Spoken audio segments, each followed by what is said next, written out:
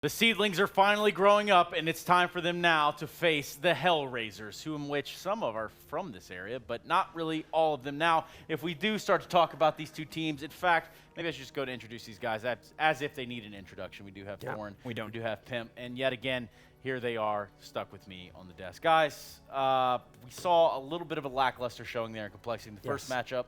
Can we expect a little bit more out of the second one in HellRaisers and Sprout? If we're going to watch HellRaisers, like, who doesn't want to watch HellRaiser? I love seeing Pinhead, but enough about Dead Fox. That's straight fire, by the way. If you know the reference, that's amazing. It's one of the best I've ever done. Take two. Right, no, the thing is, HellRaisers as a squad can be really exciting. Like, I actually do enjoy watching them play if the star players go off, you know. Yeah. Because, sadly, because of the visa situation, that's the real reason they have those players in their team. But at the same time, the reason they keep them in the team is because they can be amazing. Like, if you watch Issa when he's going off, he's a really, really sick player. It doesn't always happen, but it's fun to watch. Sprout, on the other hand, it's like I said yesterday, I give him credit. I look at the lineup and I'm like, this should be a terrible team. They should be 0-3 in all these tournaments. But actually, most of the games I've seen them against top teams, they actually grind rounds out. Like, they have half-decent performances. There's something to the team. There's something to the team for sure. The problem for them is they're never winning right. They put up a great fight, they put up a decent fight, and they put up a show, but they never really claim the win. And that's the biggest problem for Sprout in this one. And I do think that you're right when you say, looking at the lineup, there's no way that they could be able to win against a team like HellRaisers, by no means. But again, they were close to doing it against Mouse Sports. They did a proper, decent showing yesterday, so it's not going to be an easy walk in the park for HellRaisers. Well, let's talk about these players over at Sprout. In fact, there are at least one known name, two known names that I can think of. Spitty and Dennis, we could say, are the veterans of this squad. And then on the other side, you know, Percy, Faven being the new face within the team. I don't know what to say about these guys other than the fact that they are the new kids on the block. Well, two of them are Danish, so over to Pimp. Over to me. I mean, Nato Civics is a guy who's been around the scene for quite some time. He's like a public figure, a community figure. You've probably seen him on Reddit doing all those videos and all that kind of stuff, promoting himself, doing a good job doing that. Doing a good job of it, yeah. Doing a good job. And now he's finally also a decent Counter-Strike player. So for him, it's great to see that he's actually evolving into a place and a home where he can keep growing. I don't think this is the stop for him. I don't think this is the peak for him. I think he has more to show. Whereas for Percy, he's been playing Counter-Strike forever, more than I have probably, and is still, you know, at this level and has been stuck on this level. So I feel this whole team is just a leftover team. We kind of made the point yesterday as well, where you have two different types of leftovers. You have the good ones and you have the decent ones. Yes. And I think this is just a team of decent players, decent leftovers, who are not going to make it or break it into the top scene, but they're still going to be here and put up an upset once in a while. So if Percy's been around a long time, did he only just become an in-game leader recently? As far as I know, yeah. Right, okay. Who was the in-game leader before that, do you know? That was Cyclone, the Danish guy who was playing with him. Okay, Yeah. another Danish name. Exactly. The Danes seem to run the world. They do at this point in time. Yeah. That's how it is, Trace. You American think you do, but we don't. Okay, man. Well, can't refute that, I guess. Yes, indeed. We can talk a little bit bit about as we are in CIS, I just don't want to speculate who runs the world. Yeah, we probably don't. We just assume. Who I'll leave it to the fans to decide. At all times. The HellRaisers, though, we can tell you who they are. Tell you what, I have a lot of appreciation for Angel, because the thing is, the guy just runs an all-year-round Movember campaign. He's just trying to raise awareness that there's real problems out there for men, you know. No, the thing about Angel is he's a very old-school player as well. Like, I remember back in 1.6 when he was actually playing with some of the people you'll see on the Russian stream, but no one's watching the Russian stream now. It's not a Facebook event. Then you've got people like, as I said, you've got Issa, who's kind of like the newest of the people coming on. Woxic, I think at this point, somewhat established. We've seen enough big performances from him. He's a pretty sick player, I have to say. Sometimes does go missing, but like, come on, man. When you're playing in a team that's an international squad and you haven't been to a billion lands, you've got to give some a few off events. I think you can't always go ham. The thick thing about Injilai, I think, is the fact that he's still motivated to do this whole role he has, right? He's fostering talent. He's played with Symbol, he's played with Oscar, he's played with a bunch of good players, and they always seem to leave him and leave him back with a new bunch of kids, right?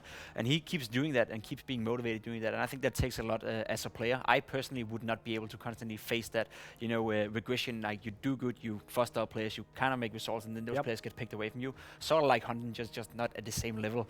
So I think it's super impressive that he's still being motivated and he's still able to find these talents and actually make them good. As you said, Voxic and Issa, these are two players that you're going to see in 5 years from now on being some of the best players in the world, no doubt. I mean, this is a guy that we can talk about grooming an entire region almost. Basically.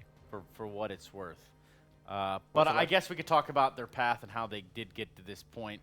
Of course, Sprout having lost to Vega and Mouse Sports, and then on the other side, HellRaisers having caught an L to Tyloo and Imperial.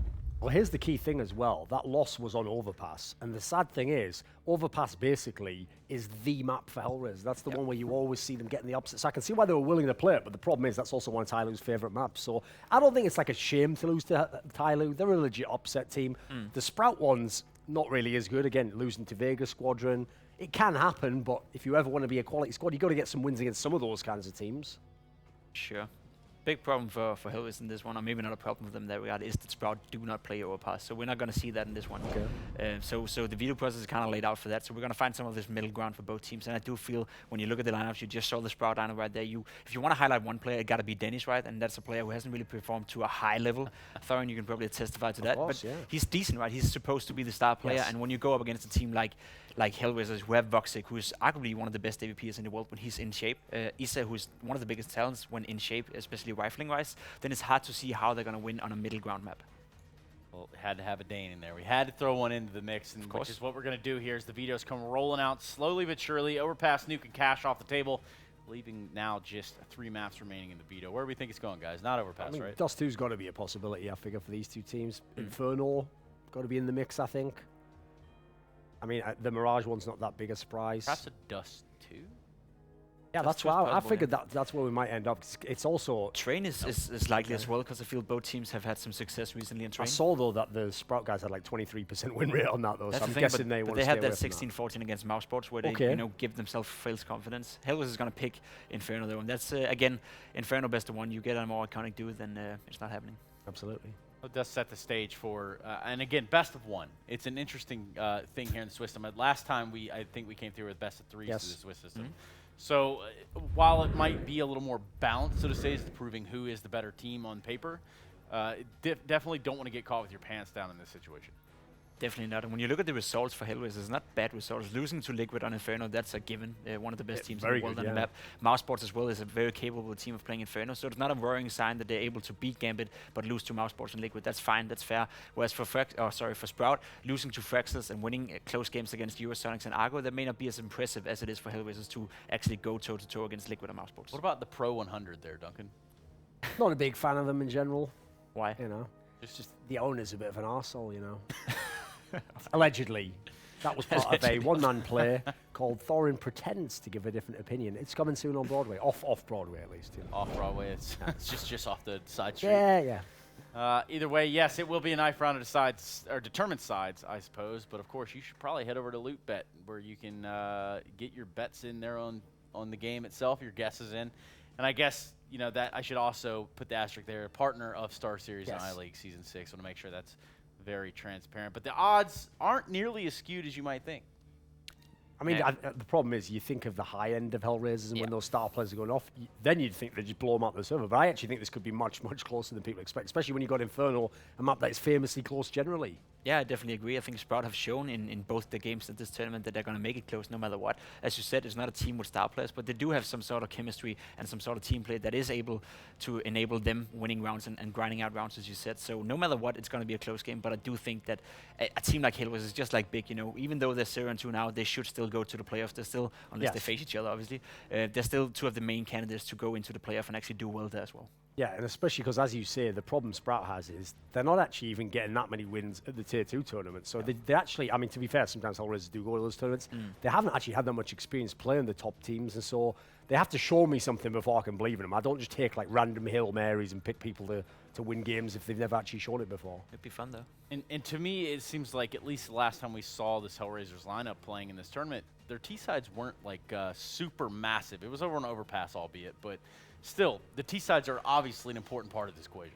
For sure, and I mean, it comes down to Angel and the way he wants to play the T-sides, I feel, because they have different aspects to the game. HellRaisers can be one of those teams that can grind out rounds and be very slow and methodical in the way they play, whereas they can also be just this burst out fire that comes out basically just tearing everyone apart in a fast pace. So it depends on how he approaches this game. If you look at the map Inferno, it's not one of those maps that allows you to be super fast playing. You have to sit back, you have to wait for the smokes and the molotovs to fade out. So in that regard, I think they're going to be a little bit challenged if they want to play it fast. And I think if you look at HellRaisers in general, you want to see them play fast. You want to see them play, to their own potential instead of just waiting for the opponents to make mistakes or capitalize off the mistakes. So in that regard, I think Inferno is not the best map for HellRaisers. On the other hand, you have Voxic, who's one of the only AVPers in the world who's actually able to make an impact with the AVP on Inferno. So it's going to be super tough for Sprout. Yeah, the key for me is this is exactly the opponent I think you want to play the up-tempo game. Like, if they play like a risky force spy style, get CZs, then they're going to win. Because if they make it a chaotic game battle, that's where the strengths lie. But if they play more of a slow-paced game, I think you actually play somewhat in the Sprout's hands there. The German players like the more traditional,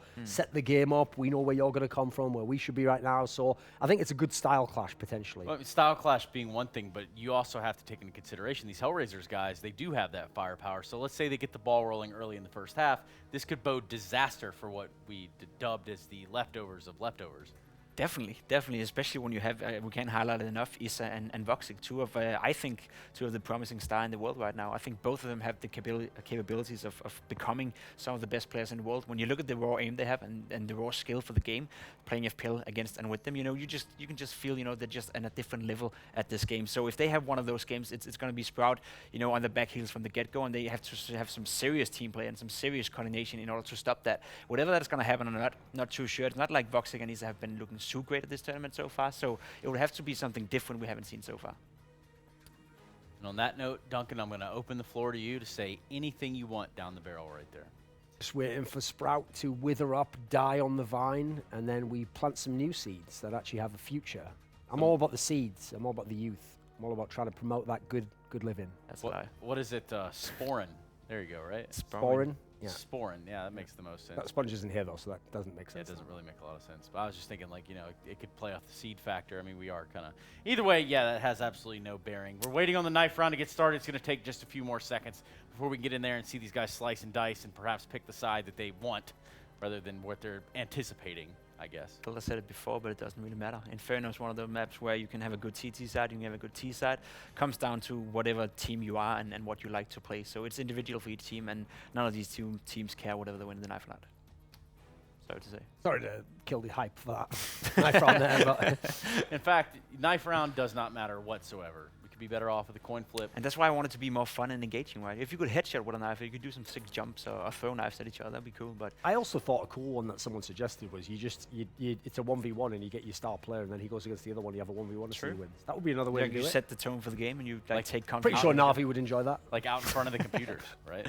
Yeah. Not in real life. I wasn't suggesting some sort of like wrestling Greek style. No. Half naked on the floor. Well, who said anything about half naked? Listen, that's the Greco. I remember back in the old LAN days, we did rock, paper, scissors, to determine where we started in real life. So that was kind of fun. I feel like I'm seeing more and more these days people having trouble just getting rock, paper, scissors figured out. People can't even give a proper handshake. The problem is there's a lot of that game's too rife with cheaters because you just wait and then when it's like, oh, was it on 3 go? I thought it was on 3. Like like they're just like cheating and seeing what you're doing. Sounds like something you would do. I always play legit, mate. That's the thing about me. Yeah. I just play by the rules, still win anyway. Everyone's hating, trying to change the rules on me. But you know what? Don't hate the player, hate the game. That's what they say, Duncan. I think you're onto something there. I think we do have all the people buckled in that need to be buckled in. And if you hate the player but not the game, then maybe bet against them at loot.bet. That's a site that lets you get loot by betting if indeed you are correct. If you're wrong or if you're underage, stay away. But if you aren't, welcome. And gamble responsibly, actually. It's quite friendly, actually. Yeah. Quite jolly, really. Sounds fun. Let's see what we have for responsible gambling. There was this website. Oh, yeah. Responsiblegambling.org. Head over there if you seemingly have a problem. Perhaps if you need to speak to someone, I'm sure there are people waiting idly by over there to talk about your addictions and or tribulations. Sure, you gladly do it as well, Trace. I heard actually after that StarSeries we did last time, actually MSL contacted them and said, listen, my CT side's really out of control. I'm gambling all the time. Like, I'm losing a lot as well. Like, it's going to cost me my career. And they said, listen, just get it together. Like, you're supposed to be a good in-game leader. Also, please kick Izzy. And they go, how do you know about Izzy? He goes, everyone knows about Izzy. So. What happened, Troy? I think he went to be an MVP player and got an MVP. He did become and a then good he got player. kicked. Well, that is like, that makes me lining. think meme magic is real. Because obviously the meme used to be that MSL kicks whoever the player who performs really well is. True. And the joke was like, he's like, nah, now I'm going to have to kick myself, aren't I? Well, there you go. Yeah, he did, in a way. It's quite wild, that, isn't it? That's got to be one of the maddest storylines of all time. It's like 2 weeks. Yeah. 2 weeks in the life of MSL. Yeah. 2 good weeks, huh? Win the tournament, out the door the next day. But you got to kind of think, I mean, we're not privy to that information, right? We were kind of talking about that in the break. We're not privy to the information behind the scenes a lot of the times. But in those instances, you got to kind of wonder, did they have that in their minds already? It's kind of like when you think about breaking up with a girlfriend, like it's got to happen. Like it's never going to fully dodge your mind. I think basically, yeah, as far as I know, they already were thinking about it, and then it just delayed it that they won Stockholm. Because you can't kick them right after that. You've got to give them another chance, and then obviously another chance was a failure at the majors. But they already had the next girlfriend lined up, right? Cadian was doing super well in Rogue, and I think that's why the interest came from. Had there not been a Cadian doing well in Rogue, there would be nobody to replace him as well, so he probably would still be on the team. So there was another beautiful girl in the corner, Trace, and they jumped. So take that lesson. Actually, it's usually, to be fair, oftentimes the other gender that's doing that. But the trick is, you never let go of one branch before you've swung and grabbed the other one. Yeah, man. You don't want to fall from the tree. No, all right. Exactly. Like with food. Stay up on that tree all night long. All night long, on the tree, with the wood, all that good stuff. Am I right, Duncan? I'm not really a fan of when people have anime avatars. Grow the fuck up. Secondly, who is that? Just a random person. I think he's onto something. Neither team wants to go home early. He does have a Here's point. the thing. He should be on the analysis desk. That is amazing analysis. Well, you know what, Trace? Neither of these teams want to go home. They're going to be bringing a top performance, and we expect a very exciting game going down to the wire. Over to you, the casters. Someone and someone else, because Anderson Sembler don't do CSGO anymore. It's a rough time to be alive. Thank you very much. Never a dull moment when Duncan's on the G Fuel, as we highlighted earlier. You haven't fired or whatever I'm on, you know. What? Again, whatever I'm on, we haven't whatever. revealed what that is yet, you know. Yeah, Just allegedly. We haven't done that, but we did see the knife round go down. I suppose we should probably actually talk about the game a little bit. That's what we were brought here to do. So Sprout wins the knife round. Where do they start? They're probably going to start on the CT side just for the comfort. I think if they can get a feeling that they can close down HellRaisers and make sure Voxic doesn't get into his game on the T side, which is by far the hardest side to play with AVP on of all the maps, I think that's what they're opting to go for. That said, though, they could go to the T side as well. Doesn't really matter. What about your prediction? It's going to be HellRaisers. Okay. Simple as it is. HellRaisers. Big fan of Pinhead. And the movies. I'm going to keep doing that joke. See, I don't get it at all. There's a really old movie called HellRaisers from like 1980 or something. Look it up. IMDb. Sure. There's a character called Pinhead in it. Yeah, the Pinhead thing is actually kind of terrifying as a child. Oh, it was terrifying, yeah. Really You just weird think, to look wow, at. what a weird head. Almost reminds me of that one from the movies. I'd see what I do. I can do it every single time. I'll loop it back in every time. Get me out of here, will you? Yeah, let's do just that. In fact, I'm going to go the way of HellRaisers just because I don't want to go against the grain Yeah, he's here. going home tomorrow. See you then, go. No, I'm obviously picking HellRaisers to win this one. Come on. Yeah, let's go ahead and pick up the game where we left off and give it over to Tom Biz and Hugo Byron. Guys, can you please get us in game? That doesn't sound bad. Casters start the game. That's a classic there, Tom. We're in full control. We're over there right now, live in the server. That doesn't even make sense, but getting the server live. The server's actually under the desk. Yeah. So are the players. We just Googled Pinhead, and I am now going to have nightmares. Thank you very much for that. I hadn't heard of that before. I think a little bit before my time, but yeah, that's horrible. That's genuinely horrible. But anyway, we will move on to the HellRaisers within the server, and this is sort of like a catch-22 for me, because I like both of these teams. I get on with people within both of these teams, and it's sort of like, when I look at it, it's sort of like head over heart. Like, Sprout is definitely the heart, and I think in my head, I'm just like, HellRaisers should probably win this. In terms of the who is your favorite vote, which is obviously not the same as the who do you think will win vote, Sprout won. But at the same time, it's just one of those things where it's like, I think Sprout, they can win this, but more so because I just haven't seen the HellRaiser I expect yet. Like, if HellRaisers play anywhere near they did at the Major, like, this is the team that managed to take a map off Team Liquid. The only series that went to 3 maps in the whole of the playoff stage of the Major was this team playing up against Liquid, one of the best teams in the world, one of the teams that if they were here, we'd be saying they should run over this tournament. But they just haven't shown that level. They haven't even shown close to that level. And if they do it now, sort of like Big just did, I don't think Sprout stand a chance. Well, we're straight into this one, Tom. Let's keep this one up with a fast pace. HellRaisers are already up to the top of Banana and Sprout. I mean, they've rotated. They've got 3 players here. They're starting to wrap back as well. And Favon, he's at the back of the site. He had a great performance yesterday. Can he start it off well again? He's already taken down Issa. Dennis running through the smoke. And oh, this crossfire is so brutal. Favon is just finding kill after kill after kill. Angel is all that remains here for HellRaisers, and he is not going to last long. Oh, that is one hell of a start. That is one hell of a start for Sprout. Not a single player lost in the pistol round. That's going to be a huge confidence booster. And yeah, as you said, yesterday, Favon was excellent. Like he was really impressive. I said it to him afterwards, just because it sort of came out of nowhere. He's not a player I've really seen before. He's not come from like a big roster to move into Sprout. It's sort of like an upgrade, him going into this team. But he really has looked good and a great addition to the roster. And it's a huge climb, right, to actually be able to go to your first, like, this is, as far as I'm aware, this is Sprout's first, top tier LAN, 250k plus LAN. Like, we've not seen them at anything of this size before. Same story for Faven, and he only just joined this roster, and he's already, top fragged yesterday's game alongside Dennis, and now, coming into this game, I mean, if there was any time to step up and not only keep yourself in the tournament, but knock out one of the teams that should be, arguably even in the grand final, this would be a ridiculous story, but let's see, because again, which HellRaisers shows up today? Is it the HellRaisers from London? Is it the HellRaisers we know and love? Or is it the HellRaisers that we've been watching in Kiev these past couple of days and have been unimpressed? Yeah, for sure. That is the definite question as well. And I think HellRaisers are expected here is probably a minimum of top 4.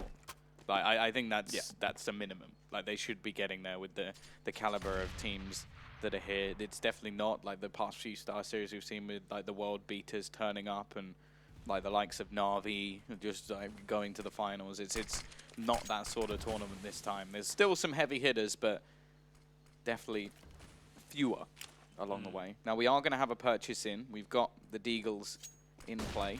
A little bit of utility being expended, and they are going over towards this A site. NATO already going to be missing the opening shot, as they do actually have a chance to wrap back around here. More so just taking quite a bit of space. Nice start from Angel. NATO not going to be able to connect the shot either, and they're getting closer and closer. Spitty will at least be able to hold off onto one. A second going to be going his way, with NATO finding the headshot on the scout, at least giving them the man advantage here. And now Dennis can look to try and defend the man in pit, but it's left onto Woxic.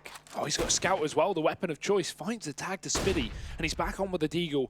Flash over the top won't connect as he avoids that well, but he's going to walk with his back turned into long. He can't afford to do that. Faven's on the other side with an M4. Smoke is down. Faven going to try and abuse any kind of gaps left in that. And Woxic, that bomb is boosted up, and he's only got 15 seconds left. Sprout just don't need to peek this. They don't need to take a fight.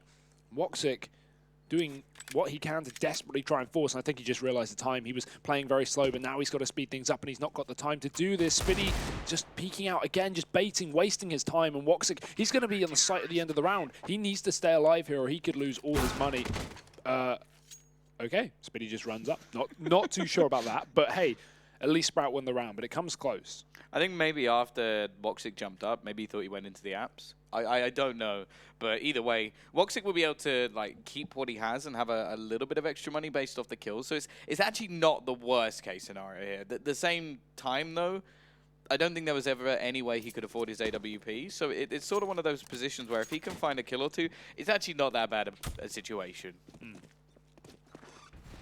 But this is a start that Sprout need. Again, this is the highest win percentage map, Tom. It may not be their most played, but it's in there, I think, top 3, top 4. And they again, while they play a... He doesn't have a smoke. Oh, no, that sucks. And again, while they play, definitely lower tier teams than HellRaisers, don't get me wrong, as was highlighted on the desk as well, they still have had success on this map. So it's definitely one that you could confidently say that, okay, if the HellRaisers that played Imperial and the HellRaisers that played Tyloo are here today, then Sprout could certainly win this game. And already they're looking confident. Aggression down, Banana. They've taken 2 kills, or at least Faven has. He's going for a 3rd as well. Dead Fox, so low. He's being hunted, hounded. And yeah, the Fox hunting is here. He really is looking good. I will say that. Now, it is worth noting that Sprout aren't a team who've never beaten any good team. That's not the case. In fact, you look over towards the minor. In the best of 1 stage, they beat NIP. So in best of 1s, they've definitely had results which are sort of, I would say, surprising. Considering again, the players they brought into this team were ones that were sort of rejected from others. We've seen it happen before.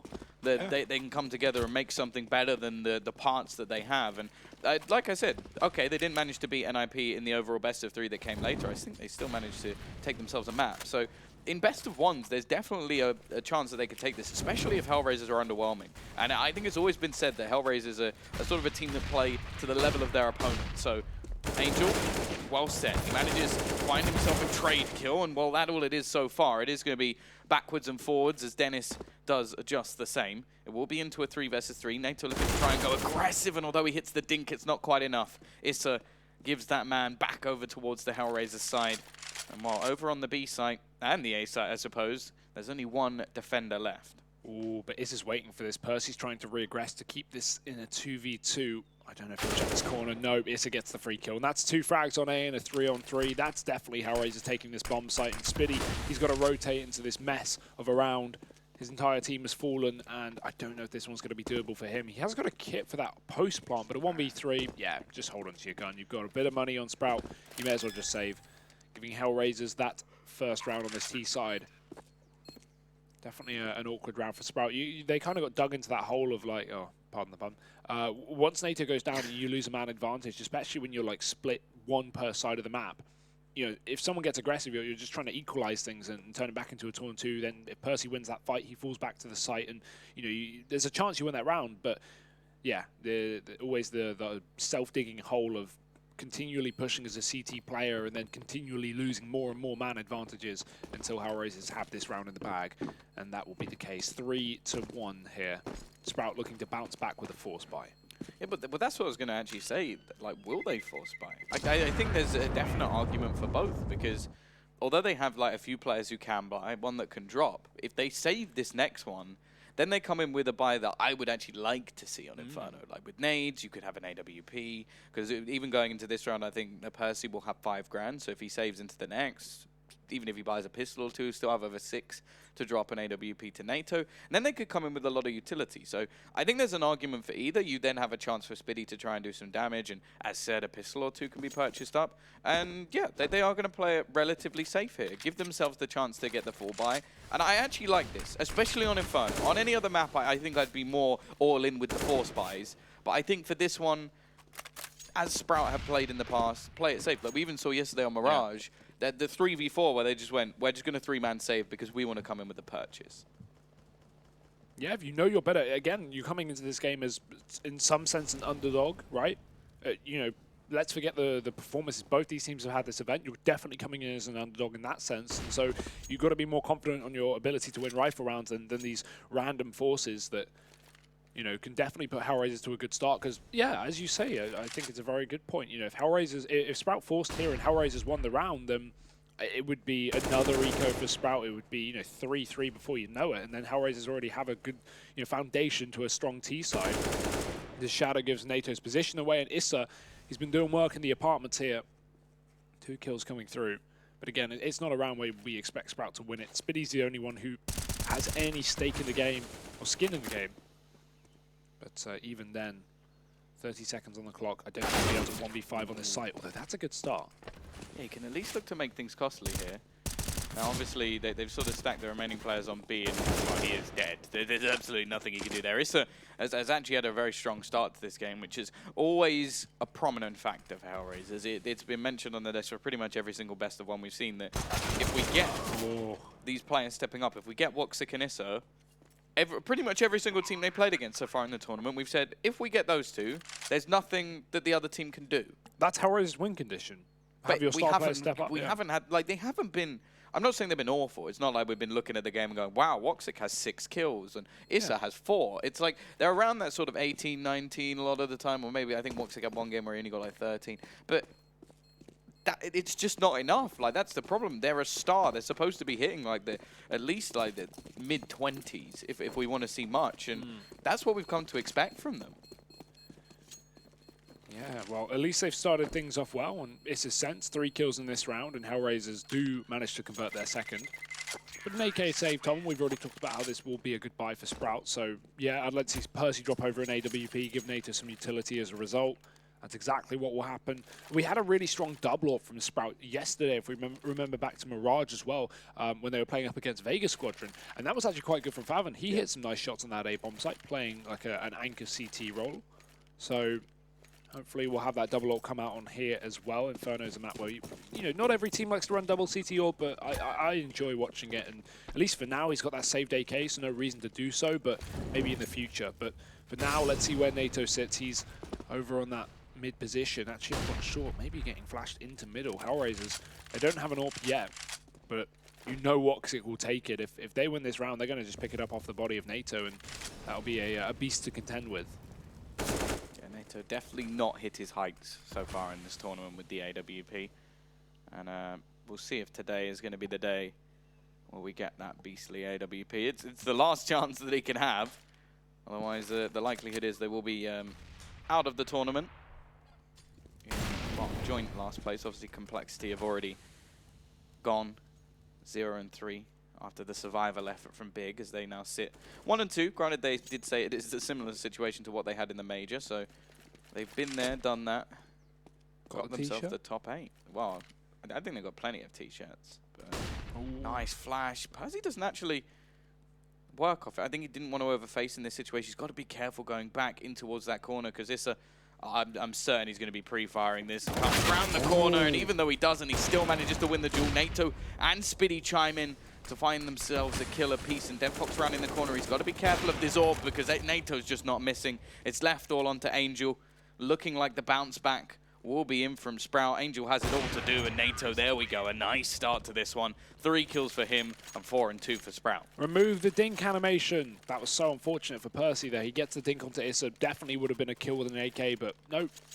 Head just goes rampant, and HellRaisers still not able to convert anyway. They lose that round thanks to heroics from NATO on the site with the AWP, and HellRaisers now forcing things up. They've actually even got the AWP into this one, but not a lot around it. CZ, Glil, utilities on 3 players.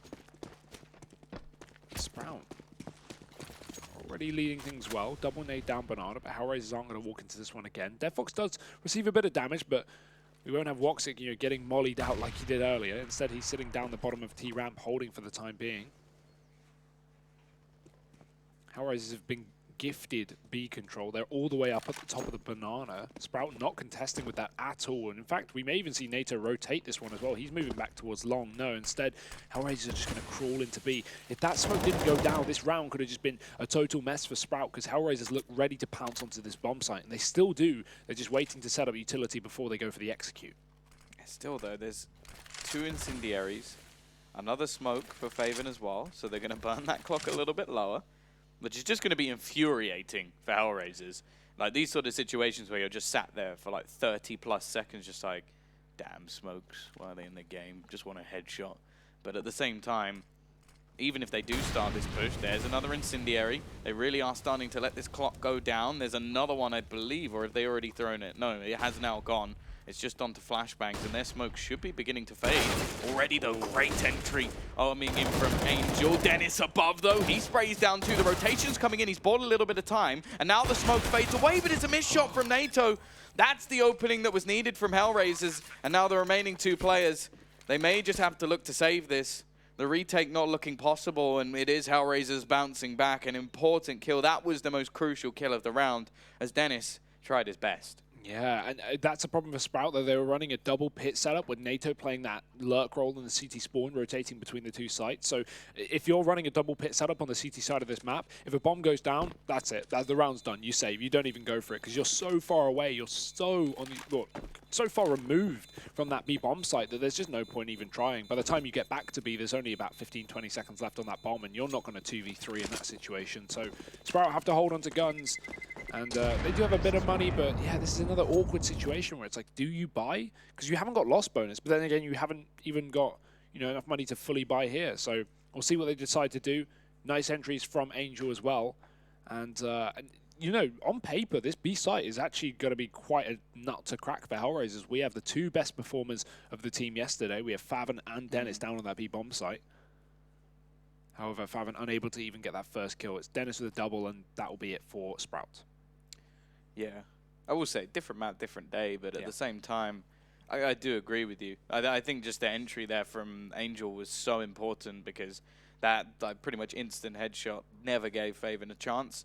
I wonder if they did actually use 2 Molotovs at once, because it seemed like the CTs, they definitely had 2 before, like when the smoke was beginning to fade, but I think they actually threw both of them down, and I don't know if that was a little bit of a mistake, because they could have bought a bit more time for rotation. Actually, you look at the few seconds between that smoke fading for NATO, that would have actually been the difference. Like, he would have been set up with an AWP instead of the smoke fading and obviously Issa being right in his face. Well, 2 Molotovs going down, although it's very common to run through them if you see one going down, if you're going for a fast B play. But if you throw 2 down separately, right, that's the same length as the smoke lasting. So while HellRaisers threw that initial CT smoke to the B bomb site, which forced out Faven's last smoke, they still had 3 left. They were just baiting out utility from Sprout, and it was successful. Obviously, yeah, if you're right, the double Molotov certainly wasn't what they needed there because HellRaisers weren't pushing through it. But either way, 4-3 now, and Sprout, they've taken another hard eco. They've given this round away, or have they taken it away? Dennis and Faven both going to hit a dig down banana.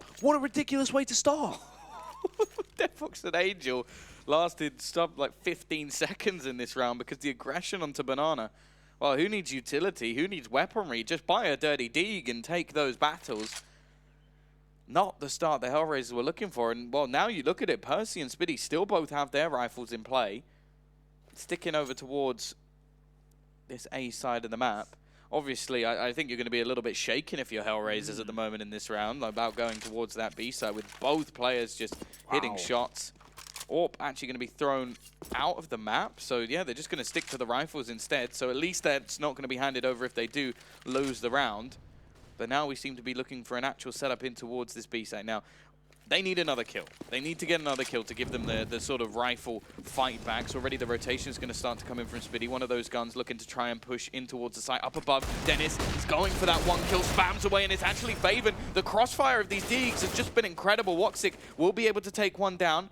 Dennis will hear the footsteps as they run towards the site, and the bomb is going to be planted. You almost wonder if he wants to make that sort of risky play, but he's just going to wait for the smoke to fade. Woxic finds himself the kill. However, though, there's Percy, and now it is left all onto Bondic. He has been a clutch king in the past, but both these players pushing in. He sprays down one, and Sprout, out of absolutely nowhere, they steal around the way. What an excellent round from Dennis and Faven. Ridiculous to start off in a 5v3, especially with the 2 players that don't have guns as well, right? Like, if you're going into that round, you want Percy, you want Spitty making plays. They have guns. They can afford to get aggressive. Sprout are buying up this round regardless of the outcome there. But no, it's the Deagles that find the damage.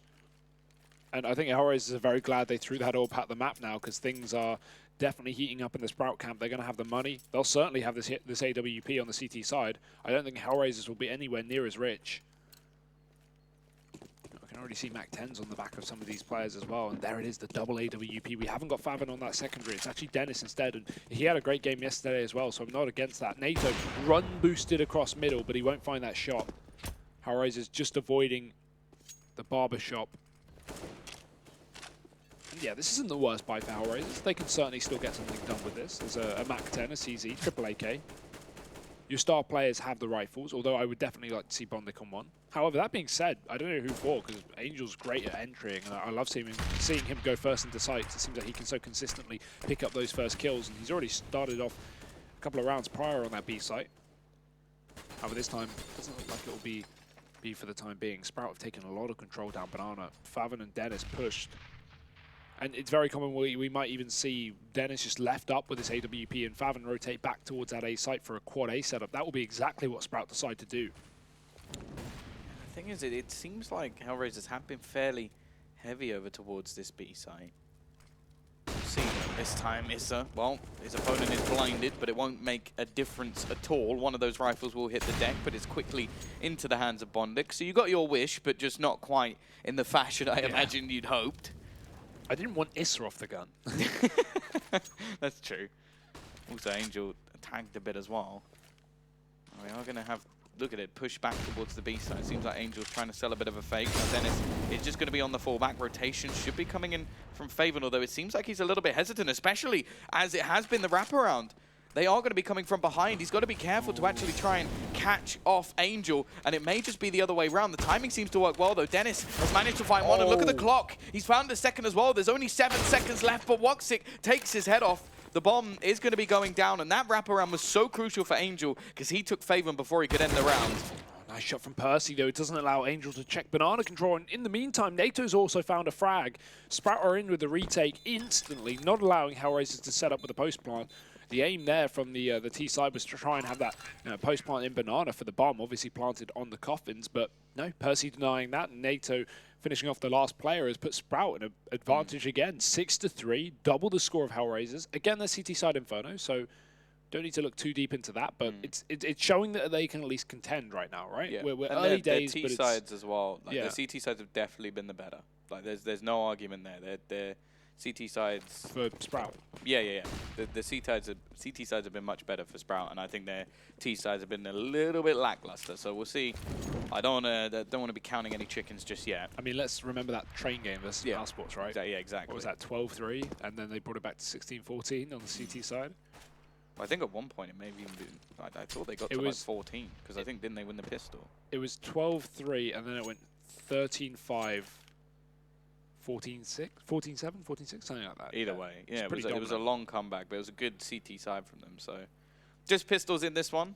The almost deco, it kind of ruins it, but I suppose he wants that extra money for the AWP. Dennis has been pretty good with it so far, I will say. Really did hold down the site in the last round. If it wasn't for him, they almost definitely would have lost it. And while now he gets the rewards, padding some stats.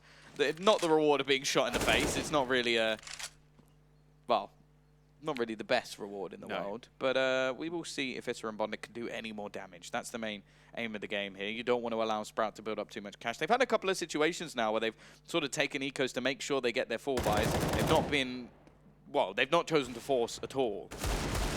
Bondic said he was pretty good at clutch situations, but that nade was absolutely perfect. It was one of those almost like slow motion moments. I mean, Bondic you can't do anything about. Yeah. Yeah. Dear, oh dear. What's that film? It's like Final Destination, where you can kind of see it coming, but there's nothing you can do. It's like they get on the roller coaster, and the one guy's going, "We shouldn't get on there." Yeah. Oh well. He was very right. He was very right. Do not get on the roller coaster. And what a wild ride this is. 7-3 for Sprout, leading this map.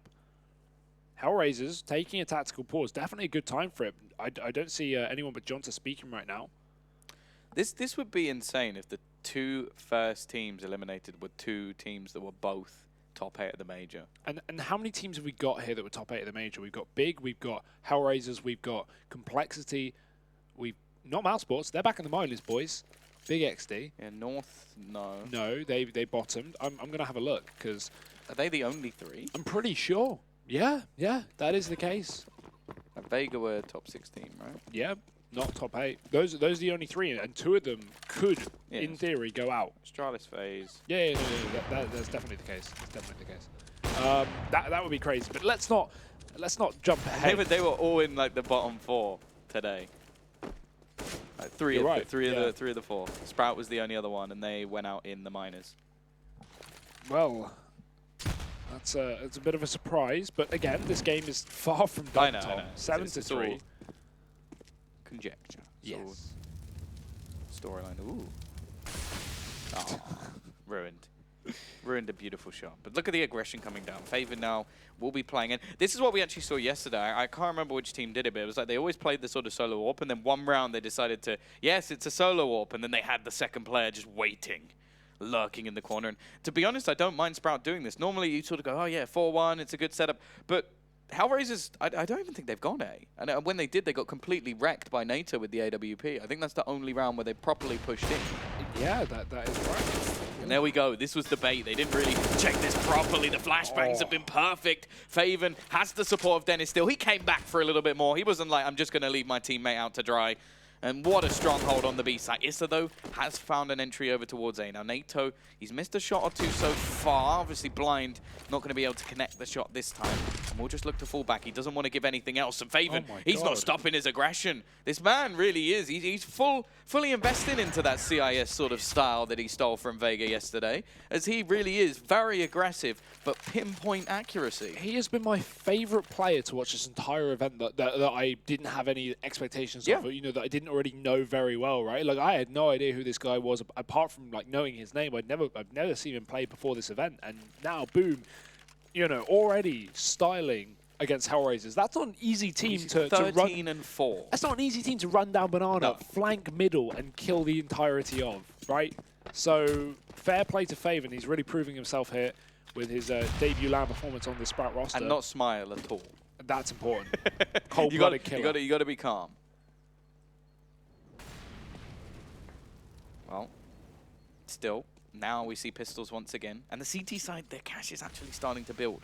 It's not the case where if they lose a round now that it is just them done. They will have to take another one of those ecos. Instead, it is going to be plenty of cash in the bank, other than Spitty. He's got a little bit missing. Now, the T's have had themselves a bit of time to talk. The majority of them mid. I think they're waiting for any sort of aggression. But look how passive the CT side are in this one. I think they know it's an eco. Because just how far back they are. You've got the CT spot. Now, this does somewhat isolate you if a smoke goes down and could actually lose you the sight, which I'm not a massive fan of.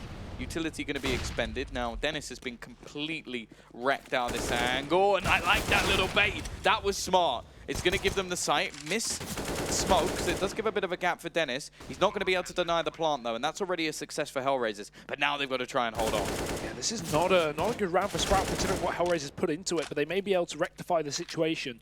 NATO and Dennis coming in with a killer piece. Now it is just Bondic and Dead Fox. Bondic really the only player who has too much chance because he's got armor. Dead Fox is in banana. And they've got nades to section him off, so Bondic's got to make a play here and now, but that's not coming through. Percy wins the battle, and Dead Fox, all that remains, they've spotted him, they've isolated him, and NATO has killed him. 2 frags from him, same story from Dennis. 9 rounds to Sprout. Tom, answer this question. At what point do we go from, oh, you know, this game's not over, you know, it's fine, HellRaisers will bounce back to, okay, this is getting out of control? I think it's already getting out of control. Yeah. I think if it goes past, like, if we're looking like 11+ rounds, I think that's just gone. I think if it's like, if they get 5 over on the T side, I think it's still doable for HellRaisers, because you get the pistol. The game really isn't gone by any stretch of the imagination. Also, I still have doubts about Sprout's T side. Like, I want to see a strong T side performance before I'm going, yes, now they're here to play. Yeah. Either way, Faven, he's definitely here to play. What? Angel has just been, well, pretty much sent home. He's gone already, as he's been absolutely wrecked. It's the scariest thing is you're just looking at this score, but okay, Woxic and Issa are towards the top. Angel has 4 kills. Bondic has 3 kills. Dev Fox, he has 1. We're in round 13.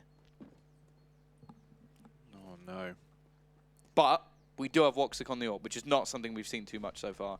And if anybody's going to turn this game on its head, I think it has to be him. Dev Fox going to be throwing a little bit of utility out, and he will meet the AWP of Dennis, who, again, has been superb so far. He is 16 and 8. I think 14 and 5 for Faven. And there isn't a weak link at the moment for Sprout. Everybody's chiming in. Everybody's having their moments. Again, posted up as a solo B player. A lot of pressure on his shoulders. Very experienced player, but he's stepping up to the mark. NATO almost lines up 2 kills on short. The Molotov will push him out, but Spitty has pushed Issa down. Great shot. Bondic's all that stands, the clutch king for HellRaisers. But yeah, this one's a little undoable, Tom. Don't get your expectations up. Bondic's been spotted. Although the shot will be missed, there's 2 in the pit. That is a lovely round, and NATO looks very, very chuffed with his team there. I don't blame him. The way they're playing today is unlike we've seen throughout the tournament. It is 10 and 3. Okay, I don't want to take this away from Sprout. They're looking great. Faven's got some nice aggression. Dennis is hitting his shots. Everyone's stepping up. But this is not the HellRaisers we know and love, Tom. No, it's almost reminiscent of like HellRaisers of a few years ago, where they came to this tournament and just bombed. It was a completely, I would say it's a completely different roster. Yeah. I believe probably Angel was still there. I think he's been there through thick and thin. But this is not an iteration of this team we've seen for a while. Where are the executes? Where's the X Factor? What have we seen? Okay, right. If your individuals aren't showing up on the T side, if you're HellRaisers, fine. You can get around that. Try and throw something in. We are just seeing them walk up mid and walk into the claws of this CT side. These B plays have been good. They've been good utility going over the top. Look at the first 2 fights of that round. Angel pushed, I think, through a smoke and then was killed by Faven. And then there was 1 flash thrown by Dev Fox, not thrown by anyone else. He threw it and then tried to peek Dennis, who just avoided the flash and killed him. Like, there was absolutely no chance of a trade on any of those kills. Early pressure on B, though. That's forced Sprout back in this round, and I think HellRaisers is going to go for a quick A execute, it seems, through the apartments, because while they've at least convinced Sprout that they have banana control and force them back, HellRaisers can speed up the pace. Now, this is what we like HellRaisers for. A bit of an execute, a bit of pace, but they're not hitting their shots. Great work from Spitty to tag down Angel and Issa down to below 20 HP. NATO hides in the corner. A real goblin angle on this A bomb site, and they're starting to feed their way through. Percy tapping. Woxic has found a kill in the meantime, and this is the best chance HellRaisers have had all game. Yeah, the problem is that the remaining players of Sprout probably don't know how low their opponents are. The thing is, I will say, they've got so much money. They might as well give this a go. And already, Faven, king of the server so far. He's got Dennis alongside him. He's got to be careful, though, because behind comes one. And, well, HellRaisers, they take a lot of damage in that round, but it is a fourth. They've got themselves that fourth round, and now the CT side, well, they've got quite a bit of cash. I think they're going to buy. They got some bang, and they got some buck, Tom. 2 AWPs once more for Sprout, and that's just been working so wonderfully. I mean, not like this A site's been too much of a contested point apart from a couple of rounds from HellRaisers, but over on B at least, as we've already highlighted, Dennis has just been locking that one down. The thing is, though, like an extra bullet hits there for Spitty, and he gets 3 kills. Yeah. So it was not like anywhere near a clean situation, Nice. but this time, Woxic is going to open onto Dennis. He's been someone they've been really struggling to shut down. It also limits now the defense of the other side. You can see NATO already starting a rotation over towards this side of the map. So for sure, the 10-5 looking much more likely. Somebody else needs to be there to step up to the table. They're looking like they're going to go for a little bit of aggression back in here. Faven, wide peaks. He's now isolated off. There's been a Molotov thrown. He's absolutely stuffed in this situation. If they go pushing, Molotov going to be thrown, and that is smart. They force him out, and Woxic puts him down. Good work from Woxic. I like to see HellRaisers setting up the AWP player here. Very hard to get frags on this T side of Inferno, but he's getting it done. 2 for him. Now Sprout down by a couple. And HellRaisers coming back up to this A bomb site. Percy, good timing on the peak. Can he get away? That's a yes. He's still got an incendiary and a full set of utility to keep himself alive on this site. HellRaisers are still going to go for it regardless, but Bondnik has found another entry to make their job easier. That bomb plant can come through, and Percy baiting in the peak for another frag. He does exactly that, but Bondnik still rids him. And now it's just NATO and a 1v3 to finish off the half. There are low players, or a low player in the form of Angel, but this is such a difficult clutch to win, especially with an AWP. I don't know if it's doable. They already know where he is. He's making noise. He's scoping in. But at this point, ooh, surely this is done. Yeah, Woxic will put him to bed, and it is the round where he steps up that they win. He is sat top of the board for his team, which is normally a good sign, and especially going into the CT side, because that is where you have to feel this man can take over. He's had his moments. Obviously, DevFox, unbelievably quiet so far. Now, let's see if they can turn this one around. Now, I said I had limitations. I had questions when it comes to the T side from Sprout. Their CT sides have been pretty good throughout this tournament, I have to say. It's more so this T side. And we'll see if they are going to have the stones to close it out. They need 6 rounds to do it. This is still a ridiculously strong half for Sprout. And HellRaisers, the only positive for them is that at least in the last couple of rounds, they started to find their form again. They started to bounce back. We had a couple in a row. We had, as you said, Woxic hitting his shots with the AWP. So maybe HellRaisers are starting to warm up a little bit later into the game, about halfway through here, at least as we hit round number 16 going into the second pistol round. And again, weak T sides to Sprout so far this tournament. Definitely bodes well for the HellRaisers, even though they are down by double. So you can see Sprout at least deciding how they want to approach this round. It's kind of silence in the camp of HellRaisers. They are just waiting. Again, on the CT side, less decisions to be made. You kind of just have to react to whatever Sprout are going to throw in. And I'm excited to see if Sprout have a, because again, right, a pistol round can win you the game right now if you're Sprout. You win a pistol, you get those conversions, suddenly you're 13-5 up. And at that point, it's such a difficult comeback for HellRaisers. So yeah, the importance of this pistol round cannot be understated, especially when you're still the underdog. I'm still not counting HellRaisers out of this game because we know it's HellRaisers. And yeah, Sprout. I'm impressed so far, but the story is not over.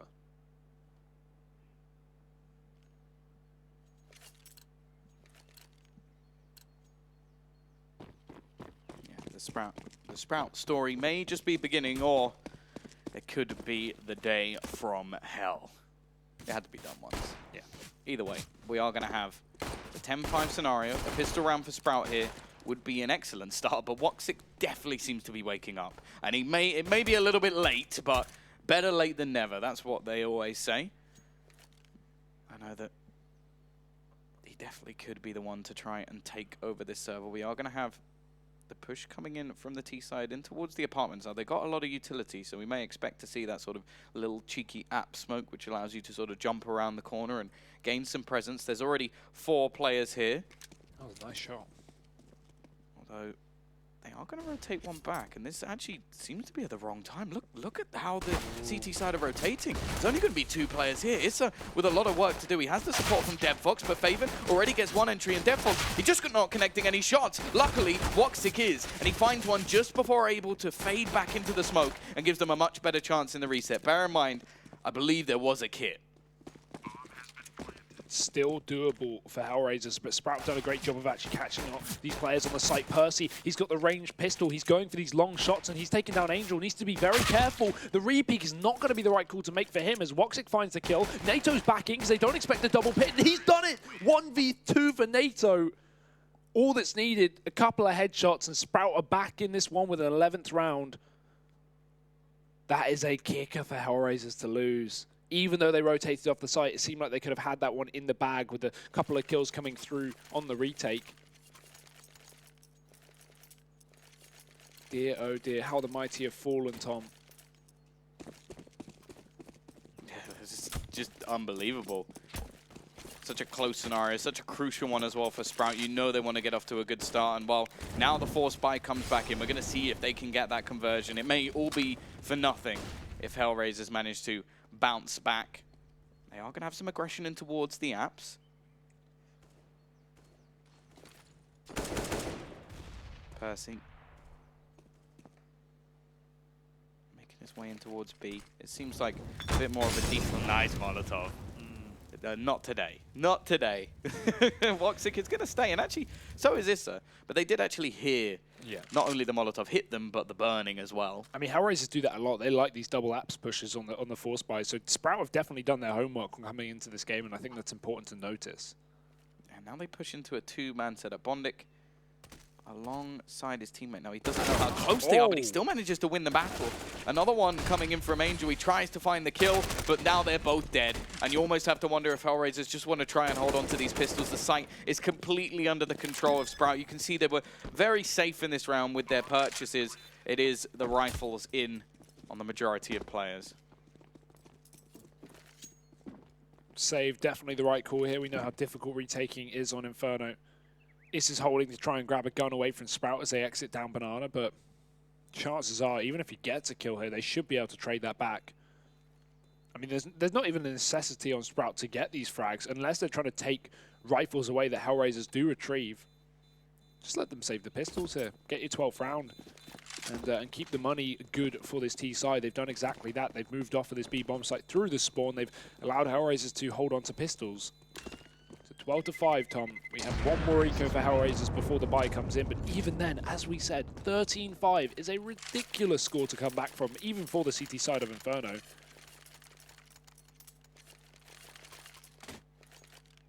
Woxic head in his hands as well. Certainly not feeling too positive, and that's a shame as well. He's been the outlying player here for HellRaisers.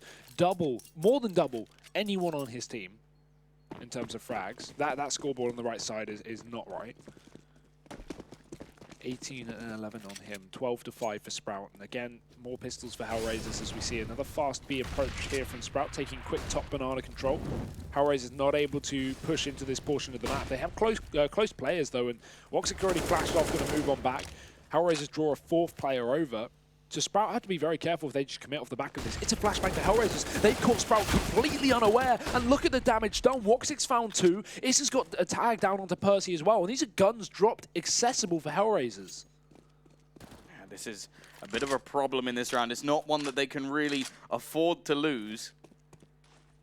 We are going to have now the T side looking to wrap in, and look where all the CTs are coming. They're going to be well placed for this rotation. Now, there's still plenty of time for Sprout. They don't have to take this fight, but they will win one. However, Issa is very quick with the trade.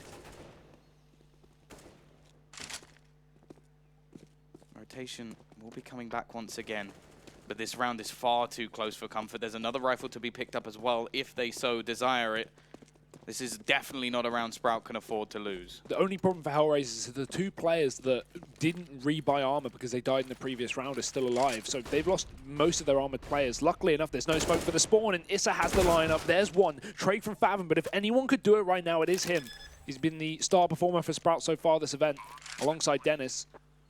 And while inexperienced and young, he is still hungry for this round. Bondik's been spotted. There's one more bit of information for Faven. Does he realize this banana push is coming through? Because it's very well timed. He's aiming towards a CT spawn. Flash off the side, peek back in, but he blinds himself. Big mistake for Faven. It allows HellRaisers to get even closer to the top of the site. And Faven's got to find this shot, but Bondik's too quick.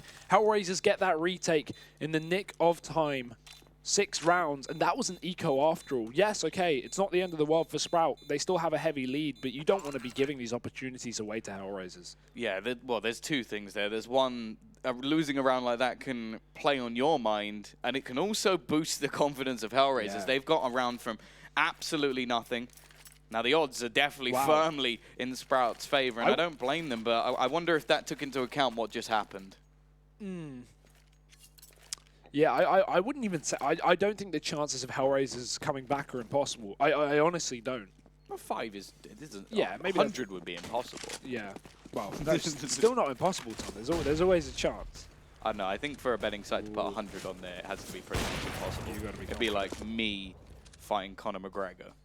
Like, those odds, I think they could happily put 100 to 1 and be pretty safe in their mind.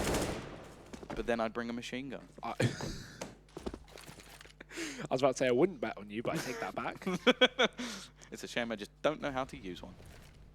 12-6. And armed to the teeth are HellRaisers. Nice to see some confidence back in the CT camp as they start to push down B. Angel and Bondik keeping up this pressure. This utility has been fantastic this round. Percy's 2 HP, Dennis is 50. And it almost seems like Sprout want to take B because they're still sitting outside the bottom of Banana. I'm honestly surprised Percy's so close after all these nades are connected. Maybe he's assuming there are no more for HellRaisers. He would be right in that assumption. Just a bit of a risk to take. Angel peeks through a Molotov and he gets a frag for it. Hey, that's worth it. Loses half his health in the process, but with now a man advantage, we're going to see Sprout continue to walk up towards B while HellRaisers boost a player at the back of the site. Strong position now from HellRaisers. Faven looking to try and find an opener, but it is just this crossfire. Great work, but they do eventually get a couple of kills. And they have themselves a chance to get the bomb plant. Woxic has to be careful. Spitty finds him right through the smoke. And now this round is open once again. DevFox and Issa. DevFox still sat on just 1 kill. He needs to have some sort of impact here. Now Spitty is desperately low on HP. Smoke will leave him out. And look where the bomb spawn is. Really not planted for a Spitty. Can defend it. It's really left on to NATO here. CT side will be pushing in. Spitty may just have to try and take a shot through the smoke. Almost manages to find Issa, but almost doesn't win anything. But the bomb is planted for NATO. He's going to go for the peek back in, but he doesn't find the kill. And now Spitty has to run around. The defusal, it's going to come in, and he'll get the kill as well. Unbelievably close in the end. But it is going to be 12-7, and it's HellRaisers with another on the board. Oh my god, Issa. It almost seemed like he didn't realize he actually got that defuse off, just committing to it until the last possible second. Such an unfortunate whiff from NATO as well, because HellRaisers, they weren't watching towards Coffin. They had no idea he was there. They assumed that both players were Banana, at least for some reason, because they checked the back of the site in U-Box and didn't see any T's in the post plant. Spitty, this is his attempt to try and win the round, but it was just falling a little bit too short. These are coming down to the wire, Tom. And HellRaisers, they have the wire cutters. This round they have the Molotovs down towards B again, doing damage. Sprout, they will learn probably from this round. They cannot go early Banana because it is not working out for them. Every round so far they are getting damaged to no end. And I mean, they didn't even see anyone that round, but everyone's dead. Yeah, now, well, that sort of early round, we were looking at a potential like 13-5 or something like that going into this half. Instead, we sit 12-8. This is definitely not done just yet. And while Sprout, they've got to show some stones on the teaser. I will say that the rounds we've had so far, they've been damn close. Yeah. Granted, that pistol round, not including that, because they should have won that easy peasy. But the round after, where they forced it up, honestly, it came down to a split second. They managed to defuse the bomb. Okay, Issa does actually get the kill anyway and would have had time to defuse it either way. But now they've taken a tactical pause. They've been given a second. They'll come in with the buy in this round. Not really a chance for an AWP unless it's a glass cannon one. Obviously, on the other side, Woxic has got one in hand. And we are now going to have this round back in action. The pause is taken off. Woxic, he's got a pretty good spawn for middle. I wouldn't be surprised to see him try and take the fight. Molotov going to be going down the bottom before he actually goes for any sort of peek. But here we go, the push already coming. And look at the aggression now. Banana Bondic finds the first. There's Woxic as well to chime in with a second. This is now turning into the favor of HellRaisers. Yeah, that peak is dangerous to Sprout there, because if Bondic's that close to the smoke, he's going to be able to see it through it better than you are. The closer you are to, Molotov. The closer you are to a Molotov, the better the flames and the smoke renders for you. And so that's why you'll sometimes see, if there's a Molotov right in front of you, you can AWP through that Molotov, but say you're all the way on the other side of the map, you won't be able to see a thing. Bondic definitely favored in that engagement. That's why he gets away with a frag, and that's why HellRaisers didn't smoke the bottom of Banana as well, because Bondic was easily able to shoot through it. 12-8, and HellRaisers just a couple of kills away from number 9. Sprout have a good bit of utility, which is something positive to think about. But again, HellRaisers, they do have a double man advantage. The smoke to lock out this B bomb site. Spiddy's going to get ready to dive on in. He's got a Molotov, but Sprout have a boost up here. And this is such a good angle for just one kill and then drop off. Angel's even going to molly it to make things more difficult and not even take the fight. Double molly. Oh, no. Sprout have to get out of this one. They're burning alive. Percy's down to 7. It's 26 on Spiddy. That bomb's been thrown in the pool to try and extinguish it. NATO, he has found a shot through the smoke, but Bondic is still here. Although flashed by his teammate, at any point he could dive through and win this entire round. He's not needed. Deadfox has done the dirty, and Spiddy is down. 9 rounds to HellRaisers, only 1 death. Yeah, I will say, just as a disclaimer, using explosives to extinguish flames is not a good idea. Yeah. So do not try that at home. Yeah, this is scary, and it was sort of what I was worried about with Sprout. They're taking another tactical pause. I like the fact that they're using them here. They're definitely trying to change something and work out what they're going to do. For their sake, I kind of hope it's enough, because I think after the first half and the pistol win, they deserved to get the victory. But that doesn't mean anything. If it all gets turned around, we're seeing everybody step up now. Woxic is on 21 kills. He's now the top fragger in the server. And that's what we expect from Woxic. And there's still plenty of rounds to go. Yeah, what a heartbreaker this event would be if you are Sprout and you lose this game, right? You have that close match versus Mouse Sports where you get stomped, pull it all the way back to 14 rounds, and then lose. And then you take a, what was it, 12... It was definitely 12-5. 12-5 lead versus HellRaisers. Should have been 13-5. Yeah, that would be a real kick in the teeth. So at the end of the day, if HellRaisers are the better team, they are the better team. And so far, they're proving it on the CT side, but that's a nice entry. They might catch Bondic out of position as well. He tries to back off. He tries to stay alive, but he can only try his best. NATO's dropped him. And Sprout, they're all over this bomb site, crawling like flies. And now HellRaisers, they've got a big retake to find. Nade does a little bit of damage. Obviously, the CT side do have cash to purchase into the next round. They're not going to want to let this one go. They don't want to allow Sprout to ever hit that 13th round, as they do look for the retake. It's going to be Deadfox leading the way. He started to have a couple of bits of impact across the last few rounds. It's looking like Woxic maybe there to set up some sort of flash, some Molotovs in towards the site. The smoke now fades, but the clock is ticking. Faven probably going to be forced out here. I don't think it's actually reached him. He might be able to just survive in the corner, and that's so valuable. Woxic as well is pushed, but Percy goes down without much of a trace, and now it just comes down to trying to trap these players in, and they've done a good job of that. Spiddy will be the only one to survive, but the fact is that was a save. So it doesn't matter. The T's are buying back into this next one anyway. A round is a round, Tom, and at 13-9, you are not far away from a victory if you're Sprout. Even if you don't keep players alive in that round, you're clinching an eco win and 3 away from a victory and knocking HellRaisers out of this tournament. Huge win from Sprout in that previous round, but again, it's still close.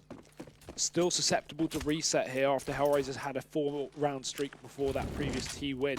Look at DeadFox. Or maybe he is building his confidence back up, Tom. Maybe he is back here to play. They haven't spotted him. They have no idea. And there's no one in mid because DeadFox is throwing a Molotov. He peeks out wide. Is has done another from the apartments as well. There's the trade from Favin, and NATO drops a player down Banana, but Woxic keeps things in check. 3-on-2 for HellRaisers, and Sprout, they're going to speed it up towards long.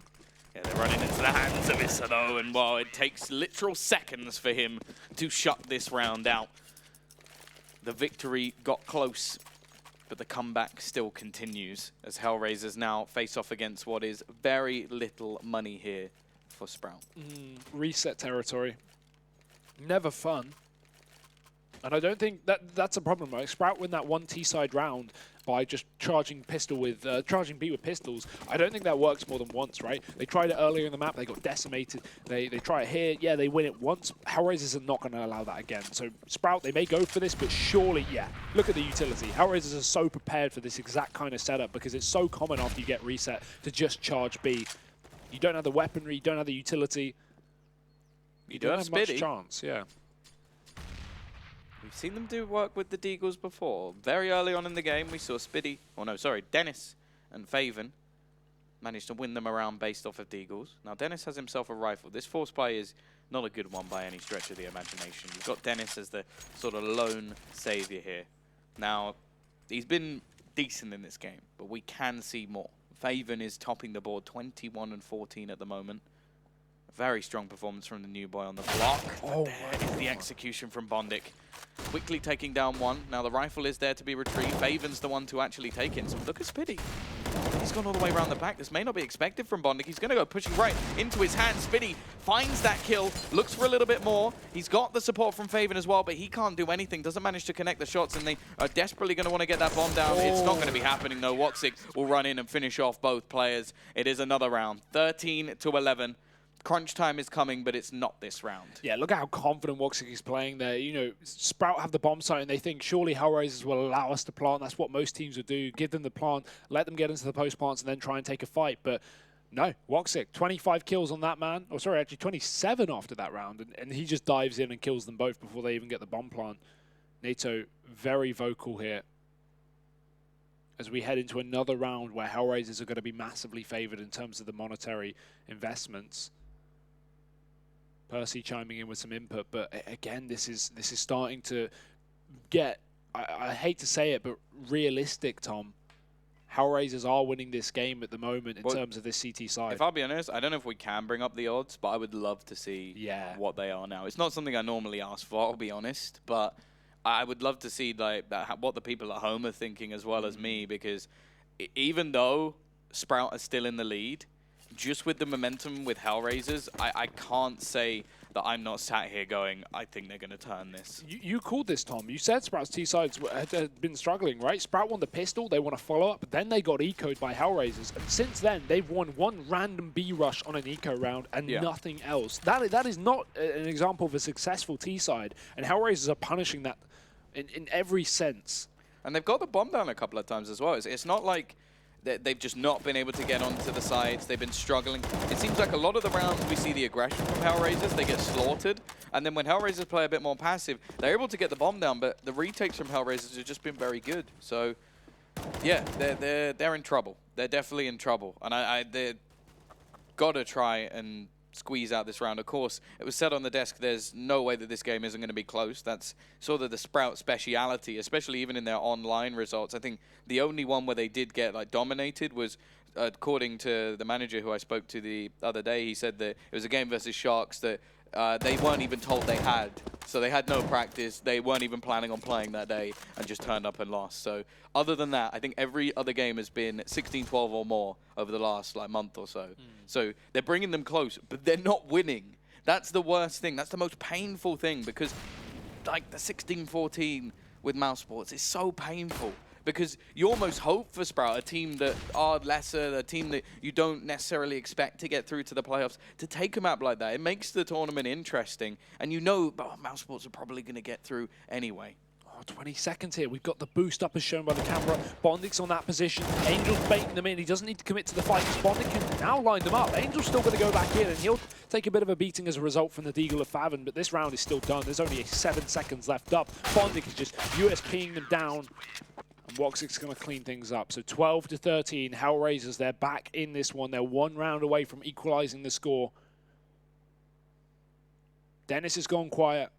No one stepped up to replace him. Faven slowed down a little bit. I mean, everyone has from Sprout. There's no surprise here, but there's no outlier. Whereas on the side of HellRaisers, Woxic's hitting his shots to 27 and 13. To a supreme level. The next guy on the team almost is, well, if he gets one more, is half his kills. It's 28 and 13 now.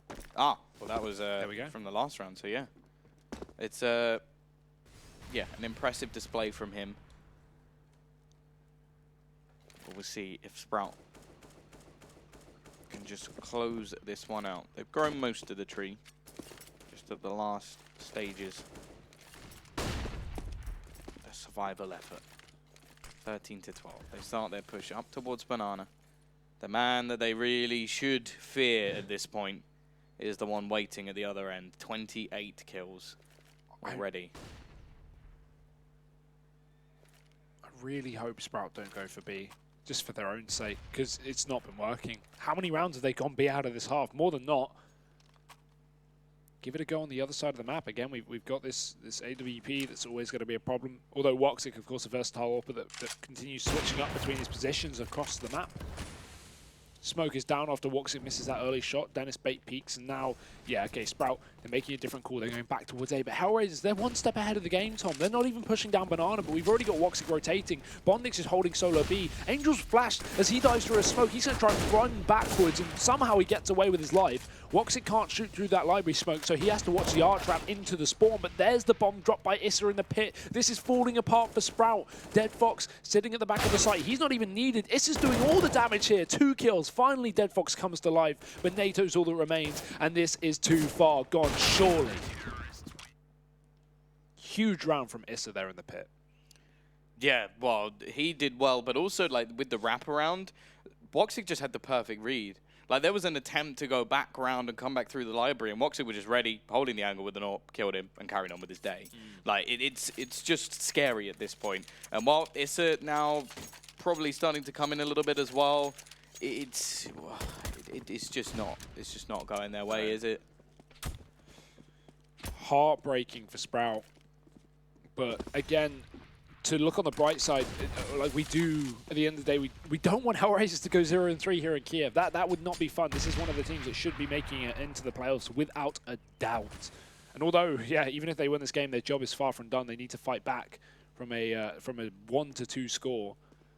This is still a positive for HellRaisers, but Sprout fast play up towards this A site. They've won one of these ecos before. B and Faven, he's come to life. He's making it reality on the A site. Angel has to try and bail them out of this one. He does exactly that with 2 kills. Runs out of ammo. Problem is that nade is, oh, there's a smoke. I thought Dennis just tried to pop it onto NATO. Either way, it's just Woxic, but he's been having a game of his life. Yeah, if anybody was going to clutch this, it would be him, although even with all the money that he's had, he didn't have a kit. There is one right in front of him, though, on the floor. He'll be able to retrieve that. Molotov going to be thrown in. He's got some extra time to play with. A bit of a crossfire here. He's just going to try and smoke off one of them, give him the chance to take the fight onto NATO, but he's using that pillar well placed, and it is going to be a 14th. The almost classic. I think it was Reese from Face It who always says it. When they get to level pegging, that's where they lose a round, and it is going to be the case here where it goes 13-13 and Sprout win the 14th. Reese's Law, we call it, Tom. Yes. Indeed. And we're not talking about his lovely coleslaw that he brings to every single event. Delicious. It is. It's tasty. Tactical pause here from HellRaisers. Perfect time to do it again, because again, on the positive, always trying to look on the bright side, Tom. You know me, a massive optimist. Awful. If HellRaisers win this round, they reset Sprout at 14-14, and Sprout have no money. Well, not no money, but they have very limited money, and that's when HellRaisers just win the game straight up. I think the word you're looking for is screwed. Yes. This second shot was filth. I can't like sing the praises of Faven enough. I think the pickup here was superb, and it was one that I had massive doubts about. But hey, it's always nice to be proved wrong in certain situations. Either way, though, this is crunch time. Sprout win this round. It's going to be HellRaisers with no money going into what will be map point. Sprout lose this round, and oh no, Percy's been cooked, and they deal damage to Dennis as well. This is not the start that Sprout were looking for in arguably, well, not really arguably, in the most crucial round of this map. Already, Woxic adds another to the pile of bodies that's building up for Sprout. And well, by the looks of things at the moment, they're just going to be used as compost. Oh dear, why would Sprout push into Banana again? That's been such a problem for them. It's so unfortunate to see HellRaisers just tear them apart. But this reset, Tom, looking inevitable. This is where you save. This is where you go, okay, screw it. We need these guns, because even though there's a minute on the clock, HellRaisers, unlikely to send too many players chasing. They haven't got an economy established themselves, and they do not want to start throwing guns away. If you're HellRaisers here, you know you're the better team. You know you can win the follow-up round. Let Sprout save these guns. And even then, Tom, even then, it's $1,400 loss bonus. Faven has $1,600. Give him a dig. Yeah. Give him a dig. Dennis can buy. Percy could even buy an AK without head armor if he really wanted to. Then you have somewhat of a buy. And please don't push Banana in the first 10 seconds when HellRaisers have full utility. It's normally a good idea. I can understand that. The thing is that like people want to beat the setup. Like the problem they have, it's sort of a catch-22, because they push, they meet all of the utility, they probably die. They don't push, they allow Woxic to be set up, they probably die. And it's like, it's such a horrible position. Either that, or you then just gamble on trying to take the A side, which did actually work in the last round, but I think it was just the sheer pace that they went for it. And that's normally a one and done. We saw them do the same thing on the B side. It didn't work out. CTs, they're looking for these guns. Yeah. They want them. I don't think they have enough time, so that's something at least. The thing is, in my opinion, when you're getting this wrecked by utility and Banana, just give them Banana. Let HellRaisers, okay, they might push, they might go deep, they might throw that smoke, right, whatever. Let them do it. Eventually they run out of utility. Even if Woxic posts up there, it's not like you can't flash them off the angle. It's not like you can't Molotov the top of Banana to keep them cornered in at the sandbags. There are ways to counter this aggression from HellRaisers. So stop walking into Molotovs unless you're going to smoke them off. Either way, let's see what Sprout have for us here at 14-14, because HellRaisers have been pulling the most monumental comeback we've seen this event. Actually, apart from the Sprout game versus Mouse, but here we go. I think the only one, and Percy again. He's lost 60 health to utility already. Not the start they were looking for. It is a rinse and repeat. But this time they have got Banana control. At least there's some sort of benefit here. I almost hope that he gives the rifle over to Faven. We do have a 3-man B set up at the moment, so it seems like a good read coming out from HellRaisers, but the T's definitely not dedicated just yet, although it does look like they might just be setting up for some smokes. All on this round here for Sprout. HellRaisers have the incendiaries to slow this whole push down, and that's the thing. Sprout have used all their utility except one smoke. Woxic's not convinced. He's going to fall on back. He's going to rotate. Sprout almost faking out this round, and it may not work out for HellRaisers unless someone steps up. Bondic on this boost. But Sprout are sneaking through. Bondic finds the angle. There's one, and not two. Percy's dropped him. He will get killed from the top of the box, but Angel has the same fate as well, and now this bomb's going down. We've seen Sprout get into these post plants. We've also seen HellRaisers have some pretty sick retakes. Yeah, Woxic's going to be looking to try and find anybody up above, but they are sat passive at the moment, waiting patiently in towards the site. There's not that much utility, only flashbangs for the CT side to get themselves back into these angles. Now, bear in mind, Faven incredibly low. Dennis at half HP, and NATO trying to take the fight on Banana, but doesn't spot anybody there. He can now switch his gaze over towards, well, what looks like DevFox. Gonna try and defend off Faven as well. Dennis holding, but already the kills, they all come in. It's a flurry of frags, and well, HellRaisers, they make that look easy. Not a single gunfight won in the post plant from Sprout there. Oh, that's a sick round from HellRaisers, but you've got to be kicking yourself if you are Sprout. These B bomb site retakes from HellRaisers have been so good. Nice coordination again. Tactical pause of 15-14. Sprout 1 round away from elimination here at the StarSeries finals. This is going to sting. This is truly going to sting. They have to pull off something pretty damn incredible. Now, they get themselves a bomb plant.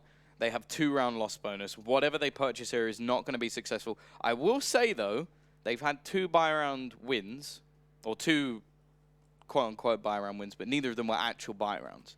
Both times they won with pistols. Hey. Both times they did something ludicrously aggressive, and it managed to pay off. I'm a little bit disappointed to see that Faven actually has an SMG here when he has been so fantastic with the pistols. I'd say give that over to someone else. But yeah, on the other side, well, you could just look at the scoreboard at the moment. There's a clear leader in it, and he is without a doubt the best player in the server. So Woxic, he may have just saved HellRaisers here. It's not been an easy affair, and it's not done just yet. They've still got to try and close this one out. Not going to take the early mid-aggression. They're going to avoid a lot of that utility as well. So maybe they heard you. Maybe they're just on, you know, the stream delay. Well, they haven't got enough smokes to extinguish all these Molotovs and then go for an execute. So it's good to just hold on to them.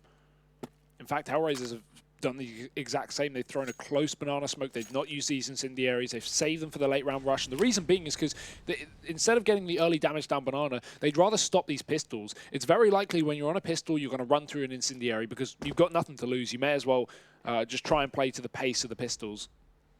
So HellRaisers have expected that and brought up and saved this utility as a result. The smoke is down on B. A couple of them, in fact. You Sprout even commit off this. That's a wasted incendiary in the smoke. This is really what Sprout want. This is the havoc. This is where those pistols can work out already. Bondic not going to be able to connect on the spray. It is going to be the push coming through. They need to move, though. The rotation's already coming in. Angel's going to be able to find that first one. The Molotov's looking to force him out. Spitty has found himself a kill. Angel ready and waiting, but he loses the battle as well. It's the MP5 to find an opener. Of course, the rest of the CT side are already here. This man may be the man to watch, but it's still going to be a man advantage for the T side. So much utility for HellRaisers on this retake, though. Sprout cannot afford to lose this round if they want to stay in the game, if they want to stay in the tournament. Spitty's been spotted up top. HellRaisers, they're getting fought by Faven. The trade is in. Woxic's done another, and there we go. HellRaisers, they're going to fall. Sprout have pulled this to overtime here in their elimination map. This is the first OT we've had. Yeah. This is the first OT we've had. And this, I have to say, this has been a crazy game. The first OT we've had. We had a couple on the first. Me and you. Okay, yeah. I was just specifying. Yeah. No, definitely not a StarSeries. We've had a couple. Well, Vendetta and Harry have felt the brunt of those. We've had a definitely easier couple of days, but hey, it is going to be OT. Thorin has just written that he loves seeing overtime games from the desk. That's word for word. That's a word for word. That's a word for word. Whether there was sarcasm involved there, I don't know. I didn't believe you. I just checked. Okay. 15-15. We've got the AWP up. Dennis on that instead of NATO. That may be off the back of the spawn, though. Let's have a look. Because, again, Woxic, of course, on his AWP, he is playing lights out here, but still not enough to pull HellRaisers to a victory just yet. However, this is going to be a messy one. Angel darting down Banana, trading 1-for-1, and actually, he sprayed through after killing Dennis, doing damage to NATO. Down to 20 HP. Yeah, and he stole the AWP. So NATO can't even have that as like a sort of like a little bit of a pat on the back. Like, oh, at least I've got an AWP. It's not so much of a worry. He has to stick with the AK-47. Faven, obviously, with the MP5 doing damage in the last round. It's weird saying that the new man in this team is the one that I expect to almost be the hero for them here. DevFox is going to be forced back a little bit. Percy also burnt down just a small amount. He seems to be the man. I wish there was, so there's a stat for how much damage a player's done with utility. I'd love to see how much damage someone has taken from utility, because I feel like Percy would be right at the top of that board. He's always on the brunt of all of the utility all the way through. Beaten, bruised, and burnt, Tom. Sprout. They're going back to B, it seems. It looked like for a second that they wanted to take the A-bomb site, and it is split 2-2 apiece. DevFox playing close. Angel in the corner with the AWP. We have seen this man use the AWP from time to time. Again, he doesn't need to with the amount of AWPing capability on his team, but that wallbang, that's perfect. Oh, DevFox is close as well. He's found a frag. Angel's peek back to trade him out after DevFox goes down, and with 20 seconds left, Angel, he only needs a single kill to try and make this round work. Oh. Nice shot from Angel. Sprout are getting stung like nettles, and they're all out of dock leaves. Angel with only one more kill to find, and he's done it all. 4 frags on that B-bomb site. And HellRaisers finally take the first round of overtime. Yeah, the T side are going to want to at least get themselves a round. Now, you have to remember, the CT side from Sprout was actually pretty damn good. And they ecoed a couple of times just to make sure their buy rounds were solid. So I feel like if they can get themselves obviously around here, I think there's actually a chance that they could run away with it. The only problem I am having is that we've definitely seen a turnaround from a lot of the players over on the HellRaisers side. Woxic in particular. Although I wouldn't say it was so much a turnaround. I believe he had 14 kills in the first half anyway. And he is going to be set up. NATO, he looks like he wants to challenge him. Peak going to come in, and yeah, you don't challenge the Maestro. Woxic doesn't even break a sweat. Does break the man advantage. 5v4 for HellRaisers here. Again, this constant bombardment of utility towards middle. Faven doesn't get too much damage off of it. But still, even 20 damage, that's going to make those M4s so much more viable. Even the AWP legs. Sprout very susceptible to getting one shot. That is never fun. HellRaisers are looking far more warmed up as we head into overtime as well. Take into account, again, like you can look at this score and you can go, oh, overtime, that may not be great for HellRaisers, but they pulled a huge comeback on that second half despite being down 10-5. In fact, 12-5 at some point.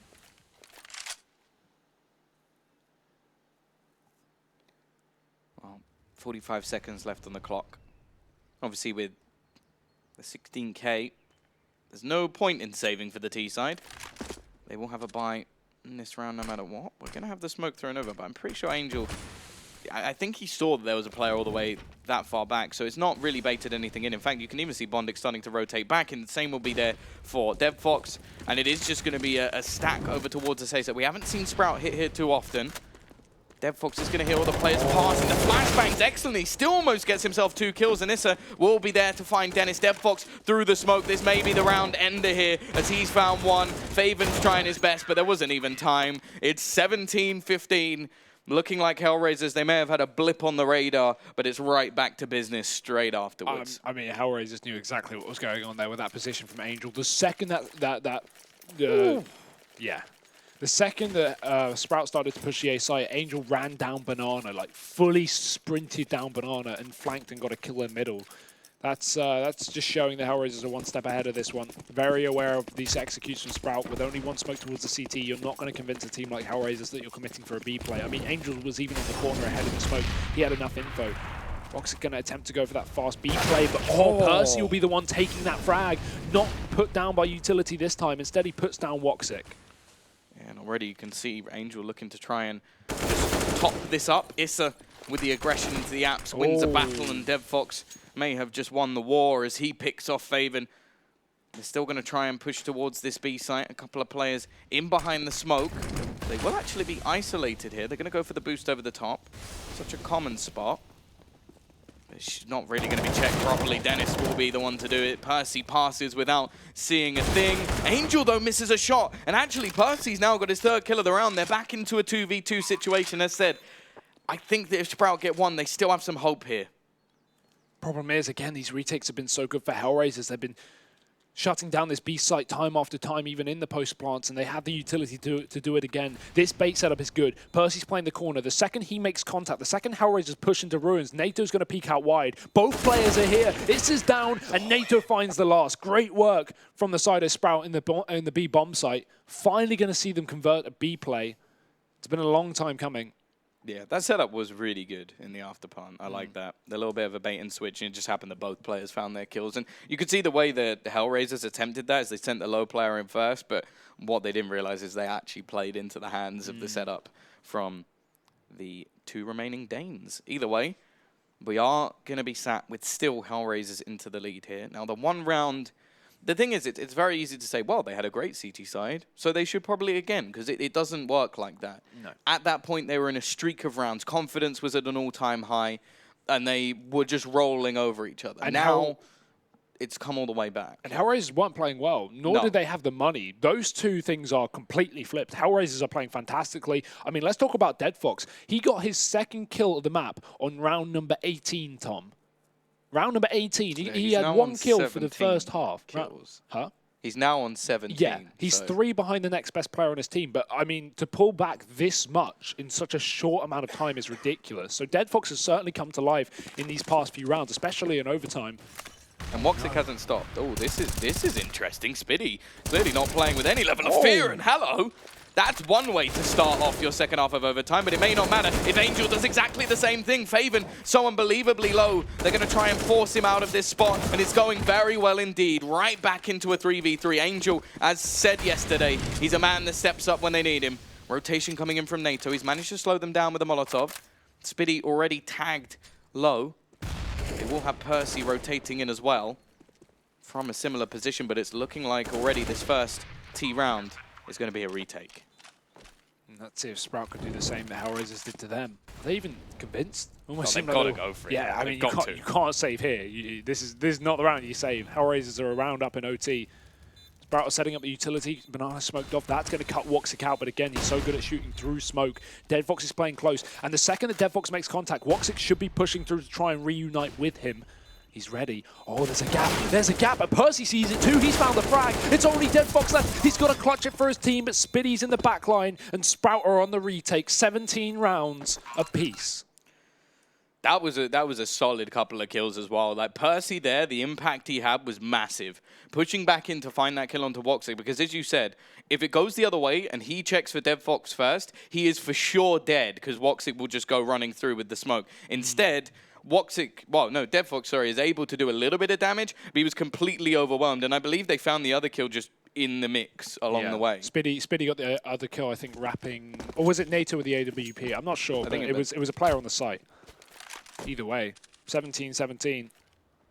Surprised to not see Sprout pulling this double up. They had a lot of success in the first half doing exactly that, right? We had Dennis anchoring that B bomb site alone. I guess maybe Sprout don't want to go for the risk of putting a solo player on B and OT. That is a huge risk. But either way, Dennis is on the rifle for now. And early damage done to Deadfox, that's something to be happy about. Some utility damage, I think, down Banana.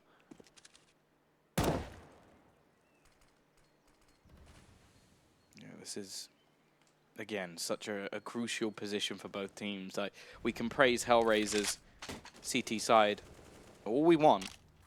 It was an impressive comeback, but the fact is that their T side wasn't good. They managed 5 rounds, and even some of that was scrappy. A lot of it came down to Woxic.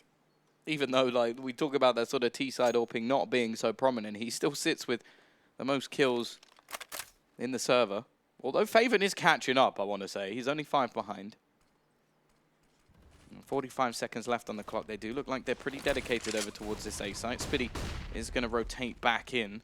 But the clock really is ticking, and they found absolutely nothing so far. And there's still quite a bit of utility, in fact, for Sprout. They've even got smokes down here. Spiddy's going to throw in an incendiary. They really are just running out of time. And this double pit is going to be painful if they try and run into short. Especially if Sprout rotate any of these players off of B. NATO relieves some of the pressure by dropping Bondic, and now Dennis is going to begin to rotate. He's got nades as well, and HellRaisers don't have the time to waste. They've got to go. Spiddy smoked off in the library, but he may be reading through this, or walking through this rather. Angel playing close. Percy flashed out in the pit, fully blind, but they don't get rid of NATO. They should know he's here. He got a frag earlier in the round from this position, and now that bomb plant is in. Issa's climbed above the graveyard, and NATO's still here in the pit. HellRaisers need to get rid of this position. They definitely know he's there, but they don't want to risk taking the fight. They need to know where Faven is, and now that information is passed along. 2v2, Woxic holding for this peek from Faven. The flash will go out, it's perfect. Forces Woxic off the angle, but Sprout aren't moving. Sprout aren't getting into this site. Faven is still up on long, but NATO finds a shot, and Faven follows up. It's Sprout with 18, and they are 1 away from a victory. It doesn't get closer. It really doesn't. And the funny thing is there, you sort of got like Woxic and Issa facing off against NATO and Faven, and you're just like, well, surely this is the Woxic and Issa show, but no, it's not. No, it's not. And now you look at the scoreboard, it literally was. NATO now goes second on the board, just behind Faven. Tactical pause. HellRaisers now up against elimination point. This could be them out of the whole tournament in last place. Joint last, obviously, but it doesn't matter if you're joint last or last. Okay, so when we were in regulation, Tom, we were saying, wow, this would be heartbreaking for Sprout. They had such a lead, a 12-5 scoreline in that second half. That would hurt to be eliminated, losing it in this sense. HellRaisers pulled this game all the way back to overtime, and they could lose. They could be the ones going out. The thing is, for Sprout, losing this match is heartbreaking.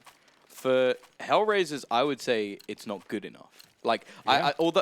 they have been at big tournaments before. For Sprout, this is an opportunity. For HellRaisers, an opportunity would if they were in the final and they were in this situation. That's the thing. These are two teams at very different ends of one scope. And the fact is, Sprout may be about to send HellRaisers home. Luckily for them, not that long a journey. Well, it's not over yet, Tom. This journey has not been concluded. Because again, if HellRaisers, with the full buy, win this round, we're going for another overtime. Yeah. This could continue all day. Who will break first? I wouldn't mind. Yeah, keep this up. I'm entertained. Look at this, 3 and B. We have a crossfire from Sprout, but HellRaisers still have everyone up top of Banana with a couple of players lurking around in the apartments. Dennis smoking with a delay. Nice bait setup. This AWP may take down Bondik. He's not going to be convinced, though. Now, while you could argue Bondik should be trading his teammate, I think he very much expected that setup, and that's why he didn't repeat, because if he did, he could have gone down, and that's exactly what happens to Angel in the smoke. Dennis gets away with 12 points of health, and a Molotov to conceal this push to stop HellRaisers from going through. It's a 5-on-3, and we're reaching crunch time. Yeah, back to that point, that push from Percy, his position was weird. You wouldn't expect that. Either way, don't have time to talk. Woxic now looking to lead the charge towards the site, and Deadfox finds the kill. Woxic gets another. It may not be done just yet. The spray through the smoke from Spitty doesn't quite connect. He's done some damage at least, but now he needs to wait for his teammates. It's going to be another 3-on-3 retake situation. NATO's on the charge with the AWP. Woxic looks like he kind of wants to challenge in towards that church position, but instead opts to fall back. Now this time, we spoke about how much utility they had previously. This time, it's not the same case. Flashbang will blind a couple of players, and they're actually both in the corner, but they don't have a Molotov. So that's going to be so difficult to clear. It's going to be so hard for Sprout to get back in here. NATO waiting on the angle, can't connect onto anything. Flashbang goes out, Spitty runs in. He gets to first, he didn't know about the second. though. Percy rounds the corner, but it's going to OT again. Deadfox, we spoke about the step up, and we see him get 3 kills. Savior of the game here for HellRaisers in that round, in the final round of the first overtime. He may have been a slow start, but he's come to life when it really matters, cool as a cucumber. And I mean, HellRaisers, they are wiping sweat off their brow. Yeah, this was a 5-on-3 for Sprout. And then a 3-on-3 instantly pulled back. Those 2 kills from Deadfox and Woxic into that B bomb site turned it on its head. And that's the only reason this game is still going, Tom. Without those 2 kills coming through, I was ready to call the GGs for Sprout. Yeah, he's now second on the board. Deadfox? Yep. He's for his team, and he is now 3rd in the whole server. I mean, Woxic's on 35 kills. Can we just remember this, guys? 35 kills for Woxic. Imagine if he loses. What a gamer. He's going for it as well. Oh, NATO gets the leg. Woxic peeked out a little bit too wide, so he couldn't catch the angle to NATO, who he expected to be on the corner exactly. Faven has to be careful as well, because he's up here in Banana. Angel, he's pushed up on short. There's only 1 player left up on this A site. It's Percy. No. He's got no support. Spinny may have doubled down in the meantime, but it's not going to be enough because he's given up the site. As a result, and Angel's taking it away. Another frag from the captain of HellRaisers. 3 kills from him. It's the unlikely players stepping up at the most crucial point. And Angel! Oh my god. The ace. What? Okay, Deadfox isn't second on the board anymore. that went very quickly. Angel wasn't too happy with that one. Oh my god. He just comes and kills absolutely everybody. I was going to mention the fact before that happened and kind of threw me off. Dennis has gone from top of the board for his team to bottom. Yeah. He was in the first half of this map on the CT side. He was the best performer. Him and Faven were the ones leading the way, having a really fun time over towards that B site. Since then, it has not been the same. Also, I think we only saw 1 round from HellRaisers on the T side, if I'm not mistaken. Obviously, they got 2 on the CT, so they've already got that. The first round of OT, they get themselves around, obviously in fantastic fashion for Angel. And again, I'm going to repeat myself. He is a man that steps up when they need him. Like, he's one of those in-game leaders that does not lead from the back. He's not there shouting, like the guy sort of when you're rowing, who's just going, row, row, row. That's not Angel. He's the guy pulling the boat forward. He's attached a rope to it from miles away, and he's just sat on the dock pulling. That is Angel. And to get an ace in overtime on the T side where they've been struggling is an absolutely ridiculous thing, especially for an in-game leader to do. Yeah, like the thing is with Angel is you're always going to have your your entry fragger go in first, and then set up your team for success. Maybe go in. A lot of the time you'll die and you'll get traded, and that's what Angel does. He goes in first. He sets up maybe Dead Fox he's got the most opening duels. Yeah, or Issa to trade back. But the thing is with Angel is unlike a lot of entry fragging IGLs, which surprisingly there aren't many of. He will go in first, and a lot of the time he will come out first. Come out on top. 5 kills in that previous round, 19 of those to HellRaisers. And yeah, as you said, winning the opening duels on the server. Yeah, 6-6-1, 4 lost. I think the only person who's... Well, there's been... Percy's got an interesting stat of 3-1-8 lost. But yeah, this was... that spray. This was just impeccable. Obviously, like even he's like, oh, yeah. I'm warmed up, boys. Let's go. Yeah, it's taken a few rounds. I want to see this double up. I don't know if it's a money thing for Sprout playing into the overtime again. If you lose 2 rounds in a row, it can come back to cripple you and you buy these orbs all the time. Look at NATO's money. He's on his 2nd orb, and already he's down to 2K. Luckily enough, loss bonus is slightly increased when you're into overtime, so it's not going to be the worst of situations for Sprout. Look at this flashbang. We've seen this aggression before from Farvan, but will it find the same success? Yes, it will. Dennis needs to fall back as well, because Farvan and him are tagged up a little bit. HellRaisers have lost a man, and hey, of all men to lose, Angel's gone. Yeah, he's not going to be getting 6 kills in a row.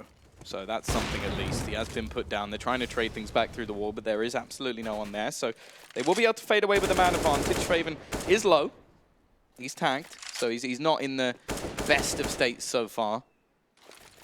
Is still the top fragger for Sprout at the moment, so not really a man you want to lose, although they have put him in a position to find an extra one. What I will say, though, is they are definitely playing for more of a retake strategy here, although I say that, Dennis is now going to go for a bit of a peek. They've got to try and clear this man. He's being a bit of a distraction, but Dead Fox smart. He's not going to miss that one. An important kill to have, trading things back into a 4v4. Dennis hoping to find something through the smoke. He's damn close to doing it. Issa tagged within inches of his life, and there's still some utility here. Spiddy's actually managed to use some of it to burn out Dead Fox, so he will have no more heroics in this round. And this is the best situation Sprout have had in terms of a retake. They can flash Dennis through. He could make a play right here with Bonding at the back of the site. He knows exactly where he sits. Problem is, there's also a man in the pool, and Issa waiting to his close left. Dennis pushing. He's been spotted. They know he's there, but the Molotov forces Bonding out. Issa doesn't check the corner. Dennis finds 2. It's just Woxic left. Finds 1 with the AWP, but the defuse is in. The retake is 1. And I think there's just enough time. Yeah. Oh, I like that angle. Damn, I like that. Yeah. That's pretty. Dennis stepped up. That was a big round for him in the retake. Yeah.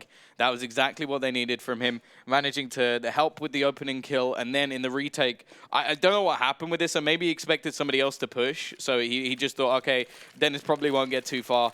But he did. And that's going to be 19-19. Still, they don't bring in the double op setup. Now, they could have done. They had plenty of money for it.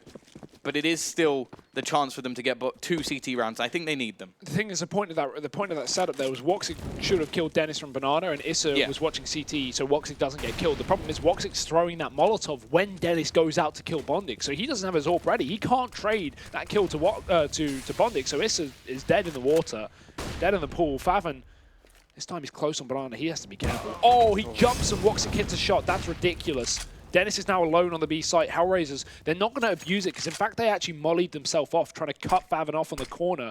Dennis getting smoked. He has no utility left. And although he's called for the help of Spiddy, HellRaisers can crawl and creep their way into this B bomb site. Yeah, they're still being fairly defensive on the other side of the map as well. And you can see Percy with a temptation to get aggressive. He just went for the peak there. It's still just going to be these 2 players looking to try and hold off on the defense. I like this. They're not actually playing the full-on boost. They've been caught up too many times. So you'll see the boost will be checked. Now he can actually get up there and go for a bit of a further peak. This is absolutely brilliant. But Dead Fox again! He's the same man every time to stop that boost play. He's just saved them. And Issa's still lurking on the other side of the map. He's not going to let Sprout get away with anything. Percy's walking through. He's dead. And in the meantime, Sprout are 2 men down with the bomb site taken. That spray through the smoke will only give away Spiddy's position. He will find no damage from it. And with everyone contained at the back of the site, It's surely a HellRaisers round that we have here, even with Issa miles and miles away. Good Molotov, but it actually forces Bondic into Spiddy. The problem is, he's looking towards Banana. It's quite the opposite. It's a double backside setup, and look at Issa. He's coming in from the back line. He's about to spray down this entire round. Spiddy realizes, but does he realize it's too in dark? He doesn't have a clue, and Woxic finds 20 for HellRaisers. Yeah, well, he's almost up to the 40 bomb. He is still trying to average every time that they win a round, he's getting a kill. So that's definitely useful for them. But now this is where Sprout, well, they've got to do something they haven't really done so far throughout this match, and that's win a couple of T rounds. Because bear in mind, they won the T pistol, and they still only managed to get 5 rounds. So obviously they only got 2, like the pistol round and 1 follow-up because of what happened with that horrible eco, which I'm sure that still haunts them. That's still probably in the back of their minds, thinking that this could have been done a long, long time ago and they could be at the hotel sipping a nice drink and thinking about tomorrow. Instead, well, to be fair, if things go the way they're going at the moment, they will still be sipping a nice drink and thinking about what they're going to do tomorrow. They'll be drinking heavily, I think, more than anything. We are in Ukraine, Tom. Dear, oh Don't know what you mean. Oh, no, innocent as always. Yeah, because again, last overtime, we had 2 CT rounds for HellRaisers, 1 T round for Sprout. It swapped over. It is worth saying that in OT, what has happened in the past means nothing. Yeah, right. Your C teams go 3-0 on CT after like getting wrecked in regulation. You know, and also random. Everything becomes a lot more puggy. Like it becomes a lot more sort of aggressive. It is just going to be AKs. Maybe we're going to see a faster play coming out from Sprout. Although they have actually still sent players in towards second mid, and you can just see these sort of double Molotovs thrown in. Not such a deep push from the T side though. They were patient. But they're still going to get wrecked by late nades. Oh no, Angel's just wrecked one. Percy, the man who seems to take most damage from nades, is already tagged within inches of his life. And it looks like HellRaisers are getting ever closer to that map point. 22 is the magic number. Sprout's going to need a flawless half if they want to win it here. Otherwise, third overtime is the only option. Well, other than a loss, but that's not what you're aiming for. Woxic, he can smoke off middle here. Sprout are sending their players up. Good flashbang. Percy actually bait peeks and then they dive in, but Deadfox has the side covered. He's going to find both kills. Woxic, 20 HP, doesn't even matter because there's only 2 Sprout members left up and they're keeping the CT spawn. Percy, a 1-for-1 will not be enough, especially when the bomb is dropped. This B split may have been good to draw HellRaisers away, but NATO's nowhere near that bomb, and Bondic surely expects his flank. He's seen it, he's ready, and that's HellRaisers on 21 rounds. Another chance for them to end the game here and now. They need one of the next 2, and Sprout need both, which, well, I can't say I believe at this point. I can't, like, the T side has just been the weaker of the 2. It's the CT side where I've expected much, much more from them. But they've got to dig deep. If they want to survive in this tournament, this is where they have to do it. I like the fact that also every single person at this point has above 20 kills in the server. There isn't anybody who hasn't had some level of impact. Deadfox going to be throwing the Molotov early down in towards middle. It's going to be an aggressive push towards this banana, but already Angel again is going to double up. 2 kills to start off this round. We saw this happen previously with HellRaisers where they were 2 men down and managed to save themselves at map point. But the fact is, it will take some real stones from Sprout to do it. It's looking like all mud instead. Angel's not done, Tom.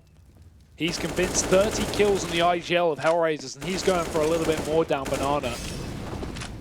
Does eventually back off after doing further damage to NATO, who's down to just 34 points of health. And yeah, as you say, this 3v5, I mean, possible, but surely not probable. Sprout looking to keep themselves in this tournament with elimination on the line, only 3 deaths away from exactly that fact. To smoke to A. This is good for Sprout though. HellRaisers have rotated Deadfox off, and he's been a pillar of this CT side, especially in the last few rounds. However, the problem is, the best player in the server, Woxic, he still sits here, 38 kills to his name, looking to find that 40 bomb here in what could be the final round. And look at this rotate. Angel's pushing and peeking Banana. It allows for 2 players to move themselves back to A. We could have a quad A stack and a 5-on-2. Faven and Spiddy have to save this with 30 seconds left up. This is in the back of the pit. What can Sprout do? Oh, this is done, Faven. 1v5, I've said I've been impressed, but this is impossible. And HellRaisers, while they get their first win on the board, but holy cow, was it close. Like, it can't even be much closer than that, if at all, because Sprout, they fought them tooth and nail. I think they've definitely earned the respect of many through their fight through this tournament. It's not been an easy road. They fought against Mouse Sports, who are, well, a team that recently won an event. They fought against Vega Squadron, a team who have surprised us at the majors and play a ridiculous style. And then they play against HellRaisers, a team who were top 8 at the most recent major. I have to say, they've had one of the toughest routes through this tournament, and every single match they played have been incredibly close. Yeah, again, it's so hard to take anything positive away from a 0-3 elimination, but again, you know, this is their first top-tier land. This is a I think they fairly actually new roster. have had the toughest run. Yeah, oh, without a doubt, yeah, I think. And even though HellRaisers looked a bit weak and, early on in this event and definitely had their struggles, that's why they are in the 0-2 spot after all. Yeah. The fact that, you know, Sprout took them to a double overtime, and as you said, a top 8 major team from just London a couple of weeks ago. Sprout, it's going to hurt in the short term, but in the long run, definitely keeping our eyes on this team. Well, yeah, I think they've got a strong new player in Faven. Been very impressed with him. I think that was one of the best sort of overall performances we saw from like each individual player. I think Dennis went a bit quiet towards the end and was the one they sort of needed. I think that was mentioned on the desk that he was sort of meant to be almost the star. And in that game, at the beginning, sure, but towards the end, not so much. T sides, I think, definitely need a bit of work. Their CT sides actually have looked pretty solid, whoever they've played, like against Mouse Sports, almost bringing it back. Although I always put a little bit of asterisk next to Mouse Sports because I think they're definitely a team that they get a little bit cocky and then they seem to fall off. But definitely with HellRaisers, they impress me here. And now HellRaisers, well, we talk about them. They've been an underperformer at this tournament so far. Woxic came alive in this one. DevFox, what? He was 1 kill like 13 rounds in or something. Ended, what? Where did he end? Can we have a little look at that? It is going to be 27, so great comeback from him. Either way, we do have an interview coming up with HellRaisers. Over to Frankie. Angel, an incredible comeback. Talk me through it. I wouldn't say it's a comeback, kinda. It was 10-5. It's okay score as like T-side on Inferno for us at least. I felt like this game was like game of mistakes. Who did less won, and like I didn't really like to play this game because it was like a lot of stuff and a lot of like mistakes which on like this level shouldn't be made. We know that you're a risk taker as an IGL, and your risk did pay off in overtime with that incredible ace. But do you think you're going to have to pull back with those decisions in the next match? Because if you lose, you go home. One more time, I'm sorry. So we know that you like to run in first as the IGL. You don't hold back. And sometimes that pays off, as we saw in overtime with the ace. Sometimes it doesn't. So when you go into your next match, do you think you'll play more carefully? I'm not sure. Not sure. It's like I never play just rushing something. I'm playing out of zones which other my teammates are using, like usually. So I don't think I will change something. You're quite an emotional team. You lost 2 matches before this one. I feel you're a bit emotional now. Do you think that the team can work things through tonight to play the best games you've played tomorrow? I really hope so. I really hope so. Like we need just to talk a bit, rest, and like get into the shape we was on major. I know we have like a little slump after the major, both online and LAN, so we need to just fresh our minds, I guess. One more question. How would it feel if you don't make the top 8 here at home? I'm gonna be really sad. Okay. It's like nothing more. Well, Angel, I don't want to see you sad. I really don't want that. So I'm going to go and let you have a moment of happiness with your team. But thank you so much for talking to me, and we'll see you tomorrow. Now, you guys at home, you can go. It's okay, Angel. It's okay. Bless him. He's definitely feeling the adrenaline from that last game, I think. Well, after the game is broken down by the boys and the ladies, if you're watching the Russian stream, on the desk, we have got another close match because it's going to be Mouse Sports versus ENTS. And I don't know if they're going to do it. I don't know who's going to win, but I want to know who you think is going to win. So let us know in Twitch chat. But let's head back to the desk to find out what really happened in that last match. Here's what really happened. Woxic came out slinging. So let's talk a little bit about why this one went the distance, and to do that will be Pimp and Thorn. Guys, we just saw all the rounds on one map. Let's talk about it. I mean, Sprout should have won that game, I feel. They were up 13-8, I believe, and lost a anti-eco round they never should have lost, and that was basically what initiated the comeback from HellRaisers. Voxic in particular, he wasn't having a great first half, but he stepped it up big time in the second half, so they gave him the chance of actually re-entering into the game, which was a big mistake for Sprout. One of those typical mistakes you often make when you're the underdog, you're inexperienced, you don't know your buy time, you don't know when to actually hit the drum hard, and Sprout were once again close and not making it through. So 3 hard losses for them now out of the tournament, but I feel they have been playing better Counter-Strike than any of us would actually initially expect. This was like a perfect example of where overtime does not always mean a good game. Like Dennis and Spiddy are obviously part of the infamous Mouse Sports versus Flipside game from back at MLG Columbus, which was an absolute nightmare for everyone to watch and play in, because eventually, like this game, everyone was just kind of playing a bit average by the end. All the frags were up there. There was no one at the bottom, no one at the top. One of the problems on this one is this just shows how bad these teams were on Inferno. Like, I actually think this is a map where if you're a strong Inferno team, it should be a T-sided map. Like, you can absolutely dominate the CTs, bully their economy. No one did this on this map. It was literally just highlights of people sat way back in the bomb sites, even on the B site, just spraying down people running into the site. So really underwhelming stuff. I agree with Pimp. The way the game was going initially, the team that had the chances to win in regulation was definitely Sprout. I mean, they also had that round towards the end of the game. That was pretty ridiculous, where it was just CZs versus like full buy that they actually won. So even that one, like, they had things break their way, definitely. You can't complain if you Sprout after this game. You had all your chances, you just blew it. And I'm thankful that at least Woxic's performance wasn't wasted, because it would have been very sad to see someone drop 30 in like regulation and still lose the map. 10 rounds for Sprout there in the first half, of course, on the backs of 5 from HellRaisers. A good CT showing here within the first half for Sprout.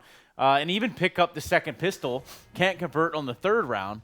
And it starts to kind of fall downhill after that. I mean, we do see a decent CT performance, but ultimately, for Sprout to have gone out at this stage, do we think that they could have went further in this event? They definitely could. I think had it had a different opponent in this game, or basically just a different opponent in any of the games, they could have went further. I think a complexity lineup would definitely have lost to a raging Nessus Suffix right here. There's no doubt that Sprout played way better than the results initially show. You know, they go 0-3 and they go out in the last place, which we initially would probably predict them to. But the way they played against Mousesports, the way they played against HellRaisers as well, they should have won this game. They should have won and could have won against Mousesports as well. They were 14-14 and had a golden chance of making that big upset. It's just one of those sad scenarios where you're the underdog team, nobody really expects you to do anything, then all of a sudden you are doing well for yourself, but you just clinch the win, and you can't really make it impactful anyway. So they're going to be a little bit sad that they didn't pick up the opportunity they had. That said, though, I think it was a fine experience for them, and they can only build on from this. It's not one of those scenarios where you go home from an event and think, all right, we need to change a player, we need to change this and this and this. We just need to be a little bit better when it matters the most. Let's talk about Faven and his debut here, because this was his first LAN with the team. Let's talk a little bit about maybe perhaps his showing. I do know he was out there when it came to opening kills. He didn't do so bad in that regard, but what are we thinking about him within the fit? I mean, bearing in mind, obviously, it's not a big name. I think he did pretty decently this tournament. Generally, I actually thought most of the Sprout players played pretty well. Like, obviously, Dennis was pretty decent, sort of rolling back the years to the pre-Nico era, where he was a solid player. Nato Suffix was the best player on the team, clearly. I thought he actually had some pretty good AWPing. Is the main reason why they were good. My big question mark about the team, I mean, we talked about this the other day, was I am kind of skeptical of like Percy becoming an in-game lead. It didn't look like he was very good, and their T-sides generally was somewhat weak on this, because this is a perfect example of a map where you just have to grind it out. You don't even have to be good. You just have to figure out a way to get a bunch of bomb plants, trust that players are going to be able to get kills, and the amount of rounds that they were in where it wasn't even a bomb plant scenario was depressing. Definitely. Well, that is the end of Sprout's run here, and HellRaisers will move on. But do we think that also this performance from HellRaiser sets them up for a longevity within the tournament? Because this wasn't the best performance, so to say. I mean, they did have Dead Fox on like 1 kill for a million years. To be fair, he did get that round at the end, which is kind of like the classic Dead Fox way. Just when you give up, he does sometimes win a mad clutch. But if it takes that much from Woxic, I wouldn't like to see that against one of the top teams. I definitely agree. I think Isa needs to step up a little bit as well, and the entire team just needs to play a little bit more as a team. You wouldn't want to struggle against a team like Sprout. This should be a fairly easy win for HellRaisers, especially considering how good they actually are. You look at the kills as well. Voxic with 39 kills, Angel with 31. That's not the two players you want to be, or Voxic is, but Angel, you don't want him to be the second highest fragger. You want him to be annoying. You want him to make space for a guy like Isa to come in and make the plays, and he just haven't been doing that so far this tournament. So if HellRaisers wants any chance and any hope of proceeding into the playoff and actually maybe maybe even go further into a semi-final or final, they need to wake Issa up and make him play like the star player he has the potential to be. Yeah, Issa sporting 25 and 23 on the KD, but you're wondering why it is a player like Woxa can get 39 frags here. It's because there's a little bit of inflation. This is an overtime game, of course, so this isn't just in regular time, but even in regular time, this was a very much a Woxa deal. I think he had 31 kills, I think it was, in regulation. So very, very impressive stuff, especially because, as Pimp says, he started slow, actually. He had to work his way into the game. And then, I mean, to be fair, a lot of the kills on this entire game were just people on CT side killing sometimes terrorists with just a deagle coming in the sight. So generally there was a bit of inflation all around, you know. Not quite at Zimbabwean dollars level, but wasn't a good state of affairs, certainly. It wasn't a great game, let's be honest. Like, it was just an okay game. And in the end, I think the right team won. You gotta give some credit to Sprout though, because Angel were working with the entry frags. He got 6 of them throughout the game. Voxic as well with 5 entry frags. So the 2 players you want to be the entry fraggers for HellRaisers were actually delivering to quite a high level. Yet Sprout was still able to maintain some sort of pace with them and should have won the game. So I think it's one of those scenarios where obviously HellRaisers are not playing the best Counter-Strike right now, but they did get pressure on the parameters that Voxic and that Sprout and the team of the guys of Sprout actually were playing a quite decent game. Well, that almost concludes our discussion here, but I suppose I should ask you guys for closing thoughts. Maybe something that you think could have gone a little bit better on either side. Maybe not individually, but perhaps how are you going to make it work? The game could have lasted about 10 to 12 rounds less. That would have been a lot better. That would have been something, wouldn't it? Jacob, what do you got? Nah, it's the same thing over again. Sprout needs to know when they have to hit the drum, and this time they didn't. Well, hitting the drum is something that we like to do around here, or? Time for them to hit the hair and then hit the road. And then don't let the door hit them on the way back out and get out. It's so nice to have you in the studio, Duncan. Yeah, It's always I enjoyed. It's always a pleasure. Either way, we do have another matchup coming your way. It's going to be the likes of Fragsters versus NRG here at StarSeries I-League Season 6. And, of course, we're going to be coming right back at you after this commercial break, so don't do anything weird. Don't close the browser, and don't open up any second browsers with anything with Duncan's content on it. We'll be right back after this break.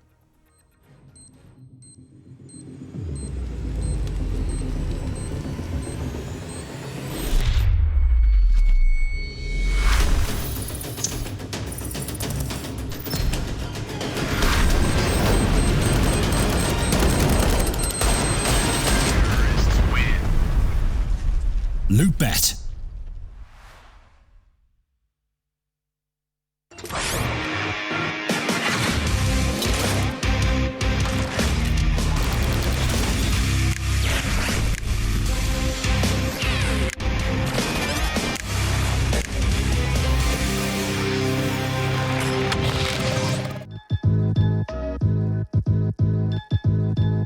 With Hellcase multi-cases, you are no longer restricted by random case opening mechanisms. Now, you are able to pick any of the cells containing skins and actually determine what you win.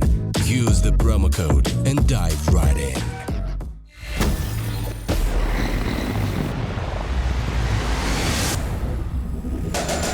I'm a soldier, I'm a fighter. You can't burn me, I'm the igniter. Gonna be a legend, gonna take it all.